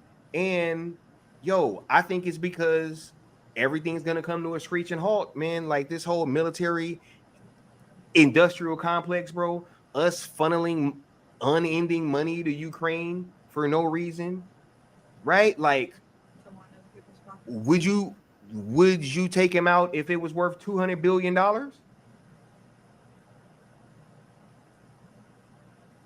Right? So no, like these things, like that's why he's an existential threat to what the fuck the status quo is, bro. Yes. Like I have been on this line of thinking for quite some time, yo. I don't like, and that's why I made sure to highlight this earlier. I think there's two different visions for this country. They are very different. I think you have one group of people that want to keep going down this path of like thinking about everybody else and putting the world's needs and all these things above our own while we continue to cripple our own local fucking economy, right? They want us to be more upset about things that happen in other countries than we are about things that happen in our own country, right? Where we actually have the power to do some shit here. We have the power to inflict change here. right? What's going on in a lot of these other countries is fucked up, right? That Israel and Gaza fuck situation is fucked up. But unless I'm gonna go over there and actually try to make a difference, I can have a way bigger impact about shit that's going on here, right? So, this continued like putting the world's ills and needs before our own. That seems to be one line of thinking, and the other line of thinking is, yo, we need to take care of our own shit first, and maybe we should stop being the world police so much for a while and actually focus on boosting our own economy. Bro, if you just think about the shit, Donald Trump got rich in hotels, bro. When do people spend money on hotels? It's when they got money, they spending money and they having fun, you know what I'm saying? They going out, they got money to spend, right? Everything that I've seen has been shit where it's like business deals to boost our local fucking economy, when it's just the opposite, and us just continuing to funnel money into these foreign countries, right? Our money. That's money that everybody in this fucking chat works for, yo. And you have no say. And it just gets funneled to some other fucking country. In the end, this dude could be actually about to stop that, right? Just like JFK was. Because look, when was the last fucking look, right? Well, first of all, let's just say that Lee Harvey Oswald misses that shot in 63. I don't think y'all motherfuckers is sitting there laughing and making jokes. Oh, yeah, you better aim better, right? But anyway, like, what was JFK about to do? Take us out of war, all these things, right? Everybody that's been He assassinated. was going to dismantle. I'm not going to name the acronym. Facts. The government acronym, but he was going to dismantle a very powerful acronym government agency, and I'll just leave it at that. Yeah, and bro. That was one of the biggest, most egregious things that he was going to do towards the deep state, and they wanted his ass up out of there, allegedly. Allegedly, right? And you know, we seem to be in a very similar time right now, bro. And I think that what just happened last Saturday can kind of speak to that. So you guys didn't have to chime in on this subject. This was what I kind of wanted to bring up, but I'll start with HMDS. What are you guys thinking? Because we are going to be wrapping this up pretty soon. But yeah, just let the people know where y'all head is at right now. No, I think that's also why his own party doesn't really want him to even be president, because he would stop them from having the control to be able to do whatever they want to do. I think he's fundamentally against them doing shady shit, really. If you want to boil it down to like not getting into specifics. Because even sending money to help quote unquote wars in other countries that's not only where the money's going. Every single bill that they've passed has stuff hidden in it where there's money lining other people's pockets. So sometimes I think it's just business angle though is almost too surface level, because if I could ask y'all a question, if this is like too inflammatory, like let me know. You don't have to answer it. But like, what do you guys think is the probability, like percentage, that there's an election in November? Under the hypothetical that it's a non-zero probability, right? Because anything can happen. So, firstly, what do you think is the probability there's an election in November? You gonna go first, Leon? What's the probability that they're going to actually have an election? Mm-hmm. Yeah, Andy's saying that they might not even fucking have one, bro. Well, I'm just saying it's non-zero, right? You'd be crazy to say it's 100%, because that's not how probability works, right? Yeah, like betting odds and whatnot. Because then I have a question right after that. I'm gonna go with 50. He said it's 50-50. I think 75. I'm a bit more optimistic than Leon. And so my question is, where does that doubt come from? That it's not 90, 99. You know what I'm saying? Like, and what do you think is the motivator for that doubt? Yeah. Everything being orchestrated now. Yeah. And Facts. then you ask yourself, so let's say 50 or 30. I see how said 20. Then you ask yourself, what is the probability of that election being fair? Yeah. Here is my thing, right? I wanted to touch on one thing too, because Integrity says that I didn't bring up the JFK stuff with Trump. What I think he's talking about is how Trump promised to release the files of what happened with the JFK thing, and apparently somebody asked him why, and he said, if you saw what I saw, then you wouldn't have put it out either. Yeah. Right. So yeah. Crazy. But no, I would say that doubt comes from everything that's been happening right now. Here's the thing. I think that they can pull something, but I think that they can only pull something if it's within a certain margin. Yeah. Right. If it's too overwhelming, I don't think that they can fix it. And so I'm not saying that I'm not trying to conspire that the election. Oh no, fixed. I got you. But what I'm saying is, now those people that have that intent, where do you think they gravitate towards? And I think that that's kind of the people that want him gone and why they want him gone, because I don't think it's even just like you said. I don't even think it's a Republican Democrat thing. I think there's those that pull the strings of destiny, and they don't like the idea that he didn't pay his dues, by the way. How many Republicans are furious that he didn't have to pay all of his dues? He just walked right in there. So even didn't have to be a senator or none of that, right? Didn't have to go to law school, be a lawyer. I'd say after the other day, he more than paid him now. Yep. I mean, they might hate him more in some ways because, like, he didn't. If you believe in this idea of the uniparty and it goes back and forth turns, that if you're a Democrat, you're like, oh well, we still got our turn. Like if you're a Republican, he stole my turn. Right. 100%. 100%. One more thing that I wanted to show as to like why I think that this guy can be like an existential threat, and I'm so glad that I just saw this video, because not only can this guy because like look, let's just think about this, right? Let's think about just everyday people. Or let's even take Leon, bro.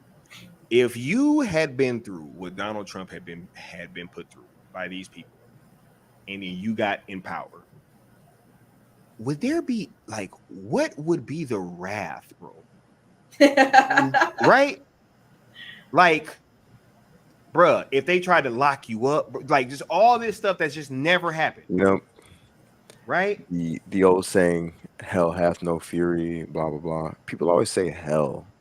And I find it interesting that like people always jump to like the devil as some all powerful. Y'all know God created Satan. They always give the power to the enemy. And I find that fascinating and hilarious. Fuck a hell hath no fury. God himself better hold me back. God himself better hold me back. The heavens need to open up to hold me back. Right. Hell hath no fury. Hell loses at the end of all the chapters. Hey, I'm gonna play the creator created hell. Tell him, Leon. God himself. That's what would happen. So yeah, no, I get you, bro. So yeah, no, like that's like I don't think there's any scenario where they were just gonna leave it up to chance. Yeah. Well, like your question, just like you said, like should there or is the political violence okay? But like, what happens if it with that thing that Trump said? the JFK stuff, if you saw what I saw, you wouldn't release it either. I mean, there's got to be a chance that they first said there was no deep state. Do you remember that? There is no deep state. Now you have people. I don't think you had that clip, but there's another one where they said the deep state will find ways to take you down. So not only do they admit it, they admit that it's their side. Yeah. So what percentage of that is government? And should that be met with just kind arrest or asking them to resign? Or do they pose an existential threat and they don't like them? Right? 100%. I'm going to play this this leaked call that came from I don't know why the hell this ended up getting out, but apparently it did. But this was Trump on the phone with RFK. And this is part of what I am talking about when I think that, like, this dude is a real threat, man. Because, like, bruh, if they start getting in there, because you already know RFK, how he get with the vaccines, bro. And then if he's in Trump's administration and then Fauci starts getting brought up, all these people, like, this could literally be the end of all that bullshit. Like, man, but let's get to this call, and I'll get you guys' thoughts afterwards, and then we'll kind of wrap up. I agree with you, man. Something's wrong with that whole system. Yeah. And and it's the doctors you find. Remember I said I want to do small doses. Small doses. When you feed a baby, Bobby, a vaccination that has like 38 different vaccines, and it looks like it's meant for a horse, not a 10-pound or 20-pound baby. It looks like you should be giving a horse this. And do you ever see the size of it, right? It's this massive. And then you see the baby all of a sudden starting to change radically. I've seen it too many times. And then you hear that it doesn't have an impact, right? But you and I talked about that a long time ago. And anyway, I would love you to do something. And I think it would be so good for you and so big for you. And we're going to win. We're going to win. We're way ahead of the guy. And, he's interesting. It was very nice, actually. He called me. And he said, how did you choose to move to the right? Because, so I guess that's, people say, if I was looking straight up, right? He said, I said, I was just showing a chart. I didn't have to tell him the chart was on all the people pouring into our country, right? But, I just turned my head to show the chart. And something wrapped me. It felt like a giant, like the world's largest mosquito. And it was a bullet going around. What do they call that, an AR-15 or something? That was a big gun. Those are pretty tough guns, right? Yo, I just love the end of the day. Yo, he said it was like an AR-15. You know what I'm saying? That's like a pretty tough gun, right? Was it though? Is it actually been confirmed it was an AR-15? Here's the thing about AR-15s. A lot of times that term is just kind of thrown around. You know what I'm saying? I haven't heard that, but nah, it might have been. I mean, hey, Trump will probably know. He got the fucking wound in his ear. You know what I'm saying? But yeah, what you guys think about that call though, and them talking about vaccines in that way, like. I think it clears up the one thing that I think people could get him on would be the, what was it called? Light speed, rapid speed. I don't know. Operation Warp Speed. Warp speed. That's the one thing that they were trying to. That's the one thing they actually could have probably been like, oh, but that'd just be one thing, right? But that's the one thing they could probably harp on him about, but they don't, because they want everybody to think that running out here taking all these shots is cool. So they don't really kick his ass about that. But even he's saying that, the dosages, the amounts were excessive, to say the least. So I think that's very interesting. And I'm glad this leaked, quote unquote. I'm glad it did, because it sheds light on like what he really was trying to do with that situation, which is very interesting. Okay, so when it first popped off, he said to close all the borders so that we can keep, you know, the virus, the disease out as much as possible. And then they called him a racist for that. Yep. And then they were, his constituents were trying to force him to, what happened? Nah, it was like a loud ass noise in the background. I don't know if y'all heard that. It was some like car. Oh, yeah. I thought it was you. It Yeah. sounded like a motorcycle. That wasn't on No, you, for you. nah. That was some random shit outside. Yeah, no, that's what I'm saying. I thought it was from your end, right? But what was I gonna say? Oh, and then his advisors or whatever were telling him he should open the borders because they're calling him a racist or whatever. So borders stayed open. They remained open. And then they called him an idiot for keeping the borders open. So that whole situation takes me back to the damn if you do, damn if you don't moments. You know, towards the end of his career as president at that time. But it's cool to see that this conversation leaked. All right. What about you guys? I think it's pretty wild that because he's been the kind of the one holdout to have that conversation, and in the past, especially the past year, so many people are wading into the stuff with the vaccine, and it makes me wonder if like there's a big dam about to break, like a big cognitive shift, and could that be manufactured and intended? Because like you said, it's the one thing they could get him on. And sometimes I think that there's like many little cards at play, many pocket aces. And if that's one of them, if he gets too far ahead in the polls, you have maybe some people that have called it a conspiracy coming out and pretend like they always had their concerns and that Trump's responsible.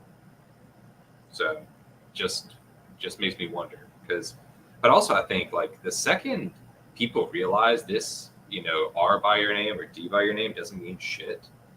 And like we can work together, like regardless of party, then I think you're right. I think the whole deep state, the biggest tool of their manipulation is just gone.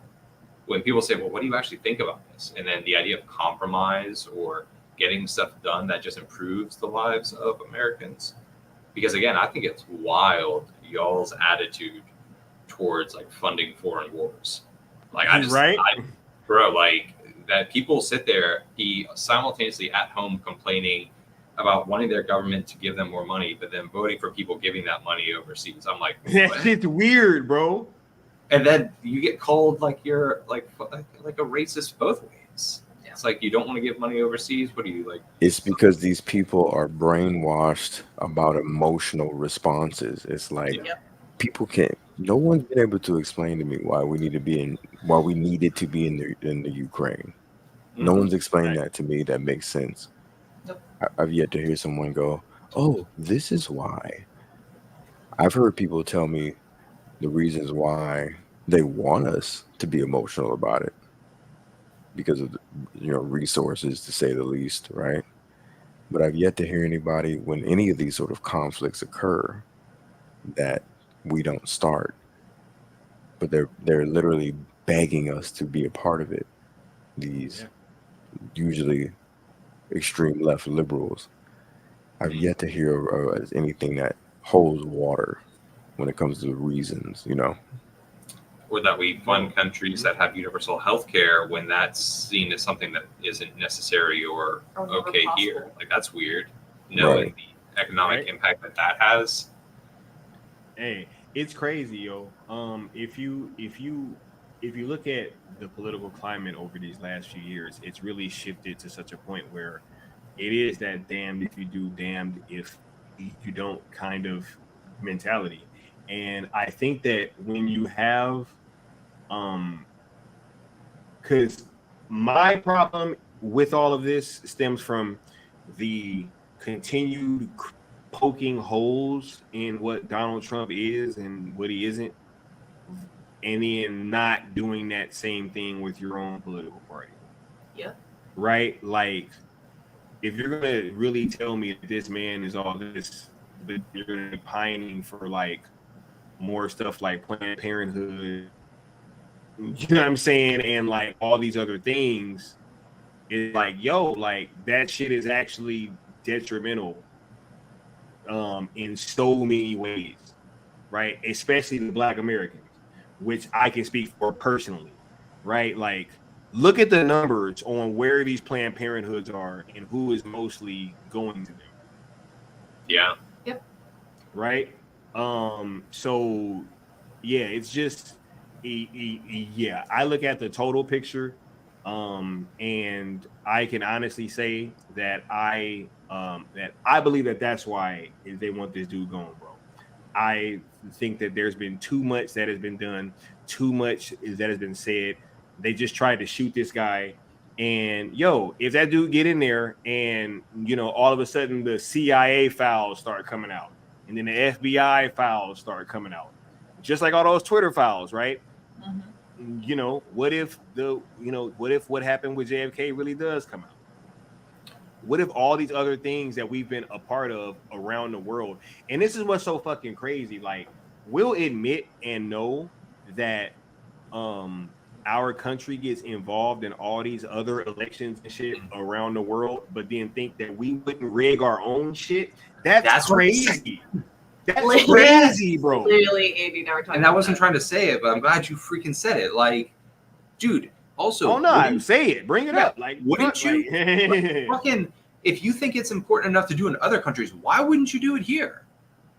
Like a country thousands of miles away, you're like, oh man, I don't know if we can risk having a free and fair election. But here, you're just like, let's just see what the fuck happens, right? Like, it'll work out fine. Especially for someone who they continue to say is a threat to democracy, that he's a threat to all of Americans, that he's Hitler.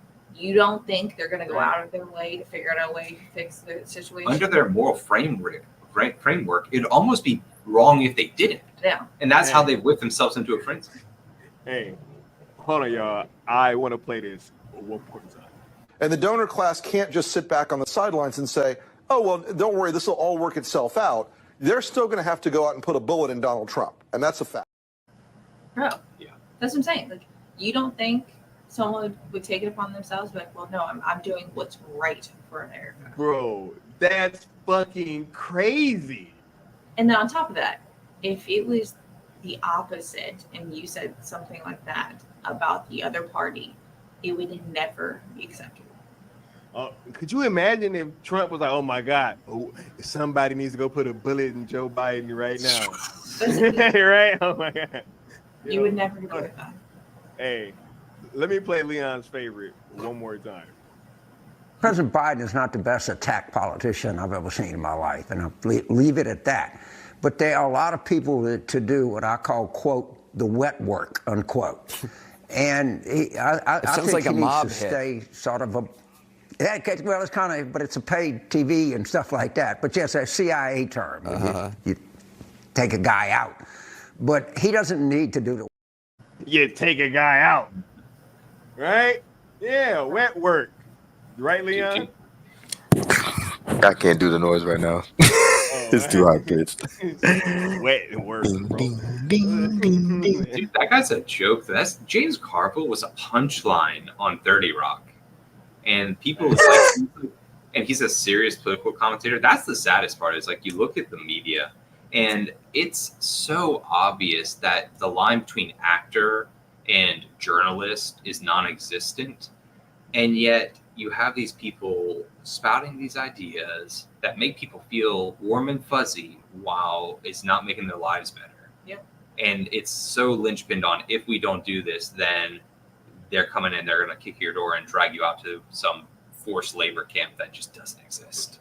Which, when it did exist in this country, which party had that, by the way?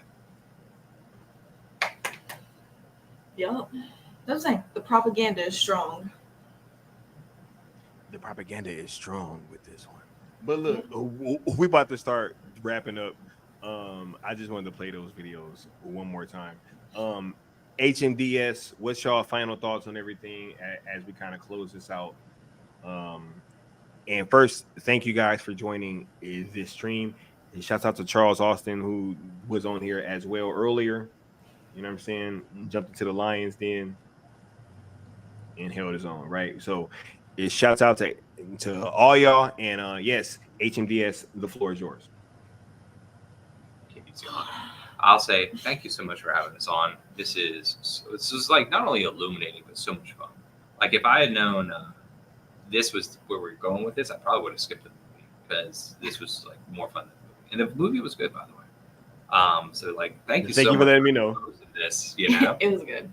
Like it's just, dude, these type of conversations are not only necessary, but they make you feel fuller, if that makes sense. Or at least that's how I feel. But no, I don't know. People, not to be alarming, but I don't know. People who should be concerned. I feel like you shouldn't, as much as Anne just said, you shouldn't feel settled.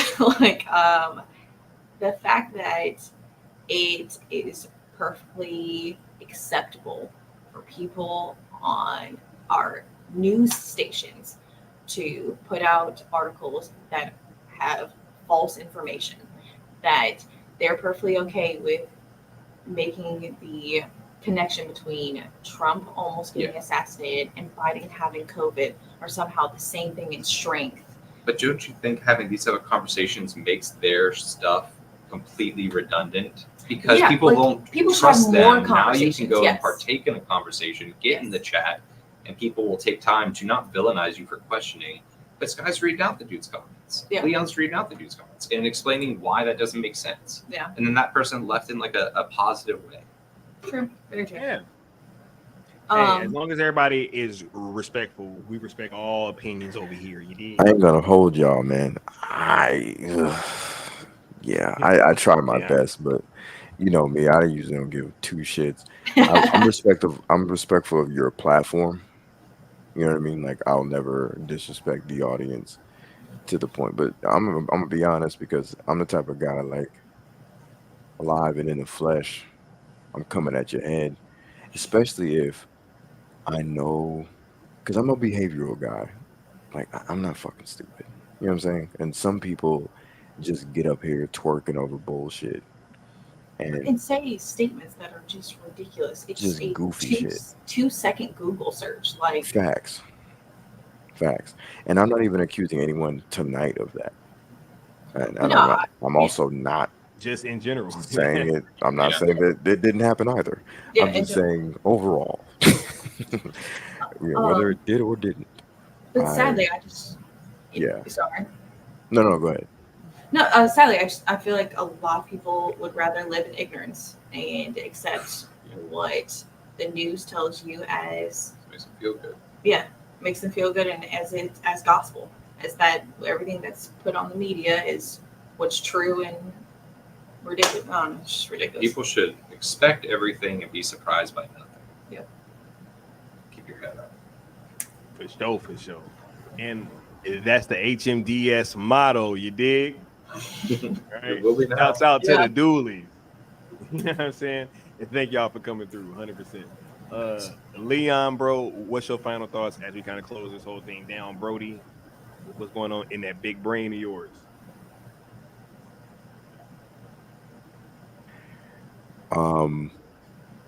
My fault, Brody.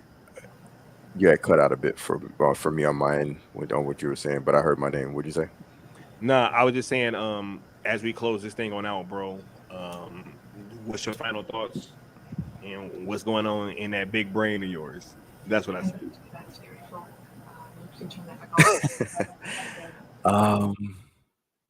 Man, I think that this is a great conversation, and I like that we had, people in the chat as well as, an individual on the panel who kind of gave a bit of the other side of the coin, so to speak, when it came to these matters, because we don't live in an echo chamber, nor do we want to. I'm the type of person who likes to encourage people to get information from all manner of different areas and try to sift through the information as critically as possible to come to conclusions that make sense. And sometimes when it makes sense, it may not feed the emotion that you've been groomed or made to feel as though are true. One of the most damning things that one can do to themselves, in my opinion, is to believe that their emotions matter. What I mean by that is your emotions will fucking fail you. Because a lot of the times, especially in this generation, people don't even know how to truly define what they're actually feeling. We're calling anxiety, we're calling our body's natural reaction to wake you up to decide on a choice anxiety. You know what I mean? Yeah. The natural reaction you get when you're like, it's like your body's waking up and it's like, oh shit, what do I do in this situation? The choices are this, or this. Make one, make a wise one, and move on. Instead, we're calling it anxiety, right? You know, in certain instances. So I just think that we live in a generation where it's difficult for most people to define basic human emotions and basic responses and bodily responses. So I think people should learn that just because you feel a thing, that does not translate to the truth. It does not translate to facts. It does not translate to reality, right? So, with that being said, if one can not necessarily master, but if one can practice understanding that aspect about themselves, maybe they can begin to look at media differently. You know, someone says, I don't know, pick a fucking headline. I can't even think of one right now. And it incites great emotion out of you. We'll stop to think, what do these people gain from making a headline such as this? Let me do a little research. Let me do a little homework. And sometimes you can just ignore a lot of this shit, right? Because on our day to day, 99% of the shit that we see isn't affecting us. You know? Yeah. The bigger picture is we do live in a society that is free, that has opportunity right there at our fingertips. We just have to have the knowledge, know-how, and networking capability to seize said opportunities. Those rights and those opportunities are slowly becoming snatched from us. And if you allow rhetoric like this person's Hitler and that person is a threat to democracy to lead you down a path, well, you're fucked. Because these things aren't literally happening to you, and they're not literally happening around you and in your world's purview. So if they're not doing these things, why are you continuing to let rhetoric rule you as opposed to looking at the reality before you? So I don't know. That's pretty much all I got. That Hey, cook, brother. Gives this massive deep answer. Says that's all I got. All right, that's all I got. You know what I'm saying? We appreciate you coming through, bro, and lending your thoughts, man. It's always dope being able to have these conversations with you. Integrity says we didn't get into that. Who benefits the most from July 13? You should do a follow-up episode. I was just trying to do this one-off, but if y'all want more of these conversations, then let us know, because it's a lot that we didn't get into. We didn't get into that. We didn't get into them confirming that there's like a plot from Iran to get at Trump too that wasn't connected to this. Right? We can do a part 3 on my channel. Hey, bro, I'm with it. You dig? Let's But go. yeah, we appreciate y'all coming through, and lending all you guys' thoughts and talents to the platform. We appreciate everybody.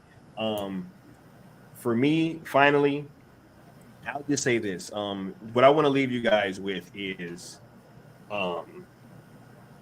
whatever the set of standards that you have are with one thing, we have to have that across the board, right? Even if you don't like somebody, right? I think that we can't get so caught up because I had to do a massive kind of deprogramming, yo.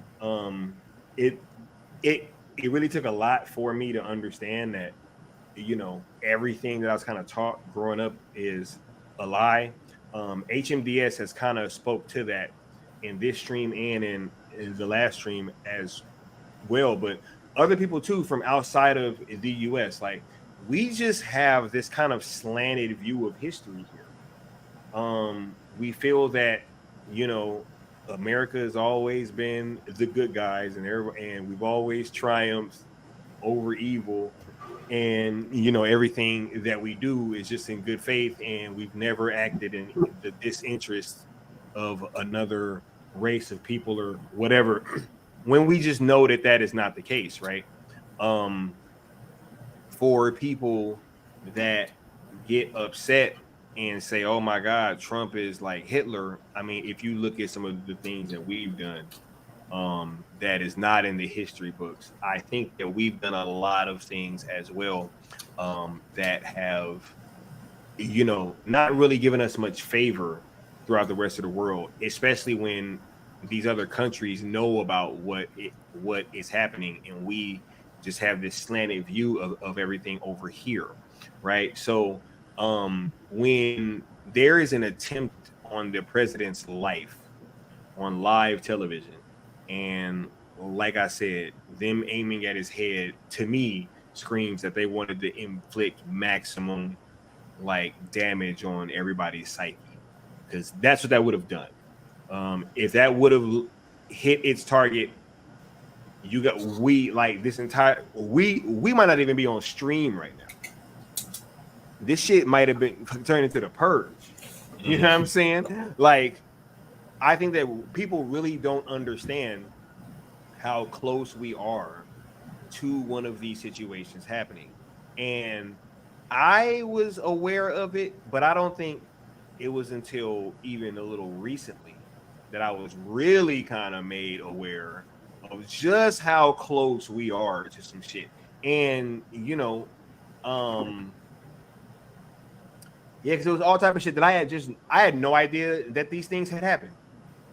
And then I heard about it and I was like, what the fuck? Right? Like, and so with these things taking place right now and all these moving parts, all these elections around the world, and everybody's gonna have their eyes on the US, man. It is what it is, right? And so when you have an attempted political assassination on live television, that is definitely something that has to be discussed. It has to be broken down, because I know a lot of you guys that was kind of making jokes and y'all thought a certain way because y'all saw Donald Trump up there and you guys saw Hitler up there, right? But that's not what I saw. When I saw that man had gotten shot, I just saw an old man that got shot in the ear. That's what I saw. And I didn't like that shit. You know? I think that when you think of somebody as not even human, that is the easiest way to be comfortable with these people losing their lives, right? That is a part of even the indoctrination when you're in the military, when they have to get you okay with taking a human life. You don't think about that person as an actual person. You think about them as a threat, the other, and things of that sort, right? So the fact that there was this kind of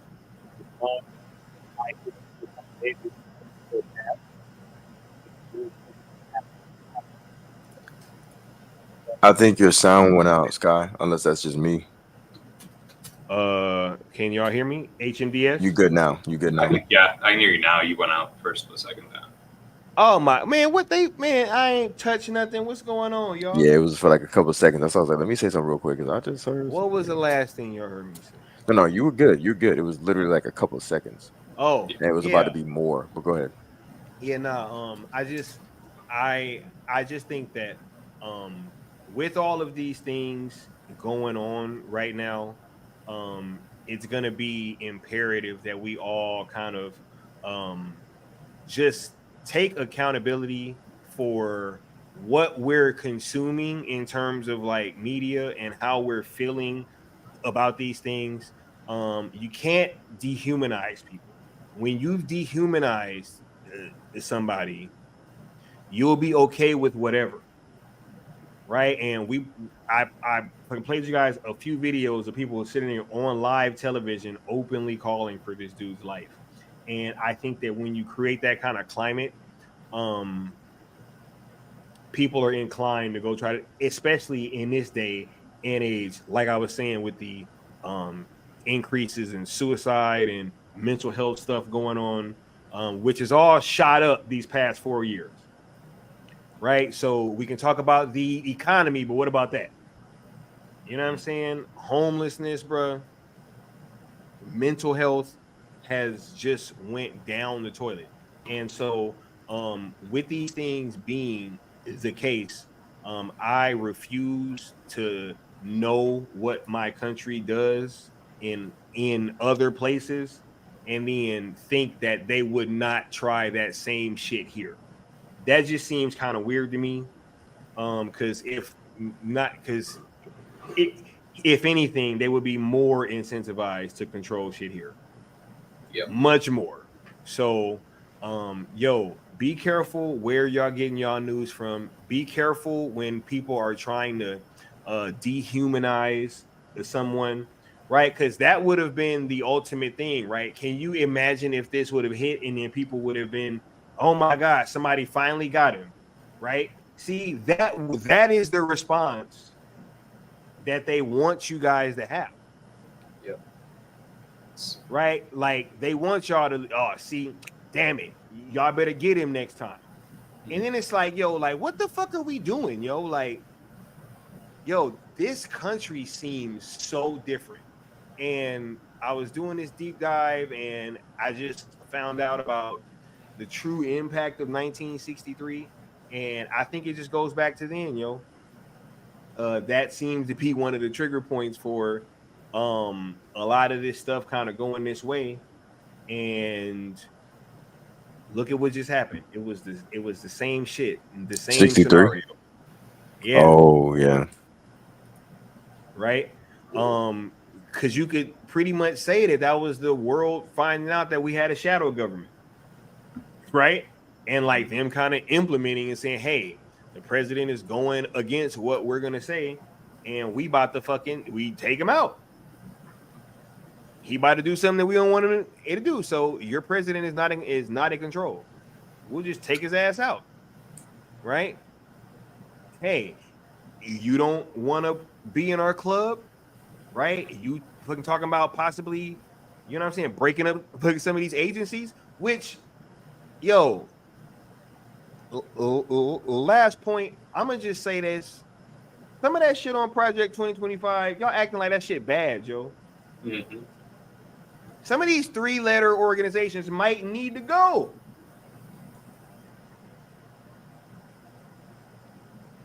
Wait, you said some of them might need to go?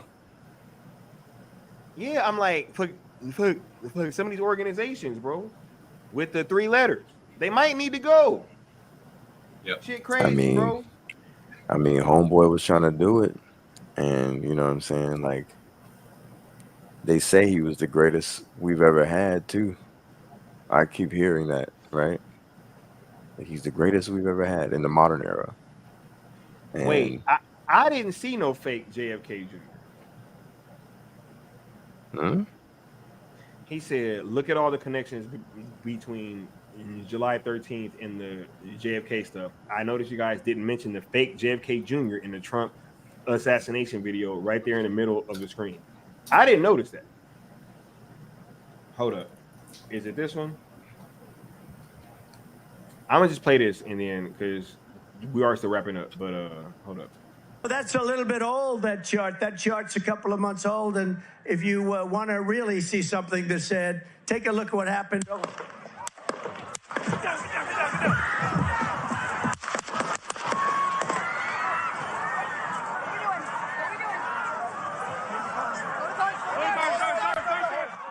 We're watching here live this.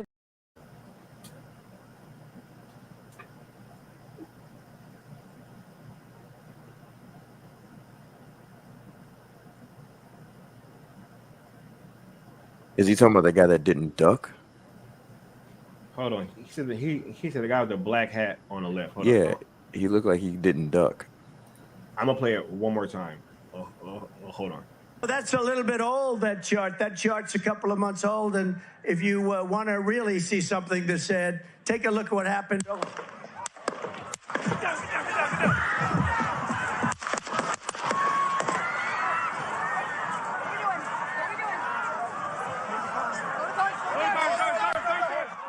We're watching here live this event happening over in Pennsylvania, and I think I know what he's talking about.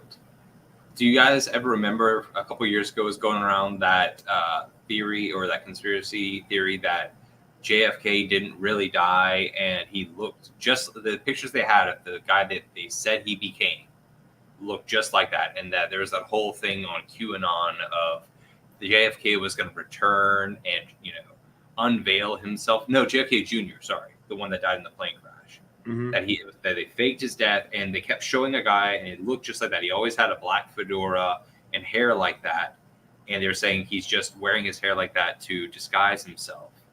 And so that's and so I see what he's saying. If that's what he's pointing out, the fact that he's in the crowd. I did see that guy didn't move. He just totally acted like nothing happened. That dude was chilling, and I'm like, because I don't know anything about that theory, right? I know nothing of that theory. I kept looking at that guy, though. I kept looking at that guy because of, integrity pointing everything out and saying, you guys miss. So I'm like, who's he talking about? But I couldn't help but notice. I'm like, why is that guy not ducking? And then you guys went to describe him, or integrity went to describe him. And I'm like, what? With the black hat. And then Andy followed by describing. Whole time I'm looking at this dude. That's insane. He said the man is Vince Fuchsia, I believe, last name. May be wrong. Either way, he is 100% the man everyone thought was JFK Jr. He's not, but still. That's crazy. I just sent you the picture of them, from like an article. But let me pull this up. See, we're going down the rabbit hole some more right before we get out of here. Right? Look at this, man. Hold on, let me grab this picture. Put this up on the screen.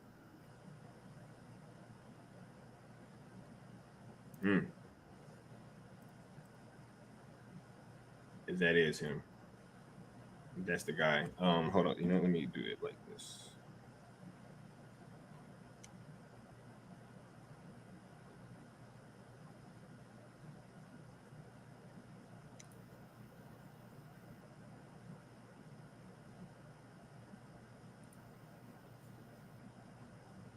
All right. Get that added. So look at this. We getting updated information. Right. Yep, that's that guy. Hold up. Oh, snap. Hold on.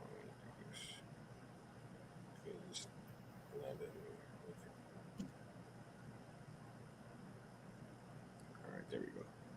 There we go.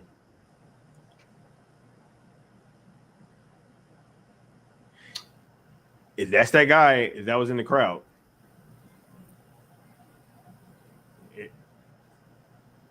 Chilling. Just chilling. Chilling. Right. Man. This whole shit is crazy, bro. But look, I'm glad that everybody could be here. He said that's a crazy ass picture. right? Hey. He looks at least related. Not gonna lie. Yeah. He looks like an older, like if RFK Jr. was still alive. He looks like an older version, to be honest. Not saying he looks exactly like the guy, but I'm just saying, you know, it's interesting. Said the theory is that JFK Jr. was sent somewhere else and the body was switched, kind of like Batman under the Red Hood. Man, let me find out, bro. That under the Red Hood came from some crazy shit. Look, any final words, y'all, before we close this down? No, thank you so much for having us, Guy. No, wake the fuck up, everybody. Wake up. For sure. Man, I hope everybody has a wonderful evening. I want to thank everybody that partook in the live stream, even though that this was like a long one. This was very much necessary. We gonna probably end up doing part 3 on the homie Leon's channel. So y'all be on the lookout for that. Much love to all you guys. This has been super, super dope. He said 3 months, 3 weeks, and 3 days before the election, bro. That's crazy.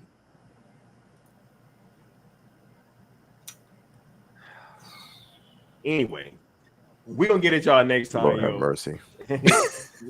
Y'all have a good one. I ain't gonna do no fancy videos or nothing. We just gonna close this shit out. All right. We're gonna see y'all next time. Y'all have a dope evening. I would usually say bang, but I ain't doing it. I can't. Right? Not for this stream. Nah. Right? Nah. All right. Peace, y'all.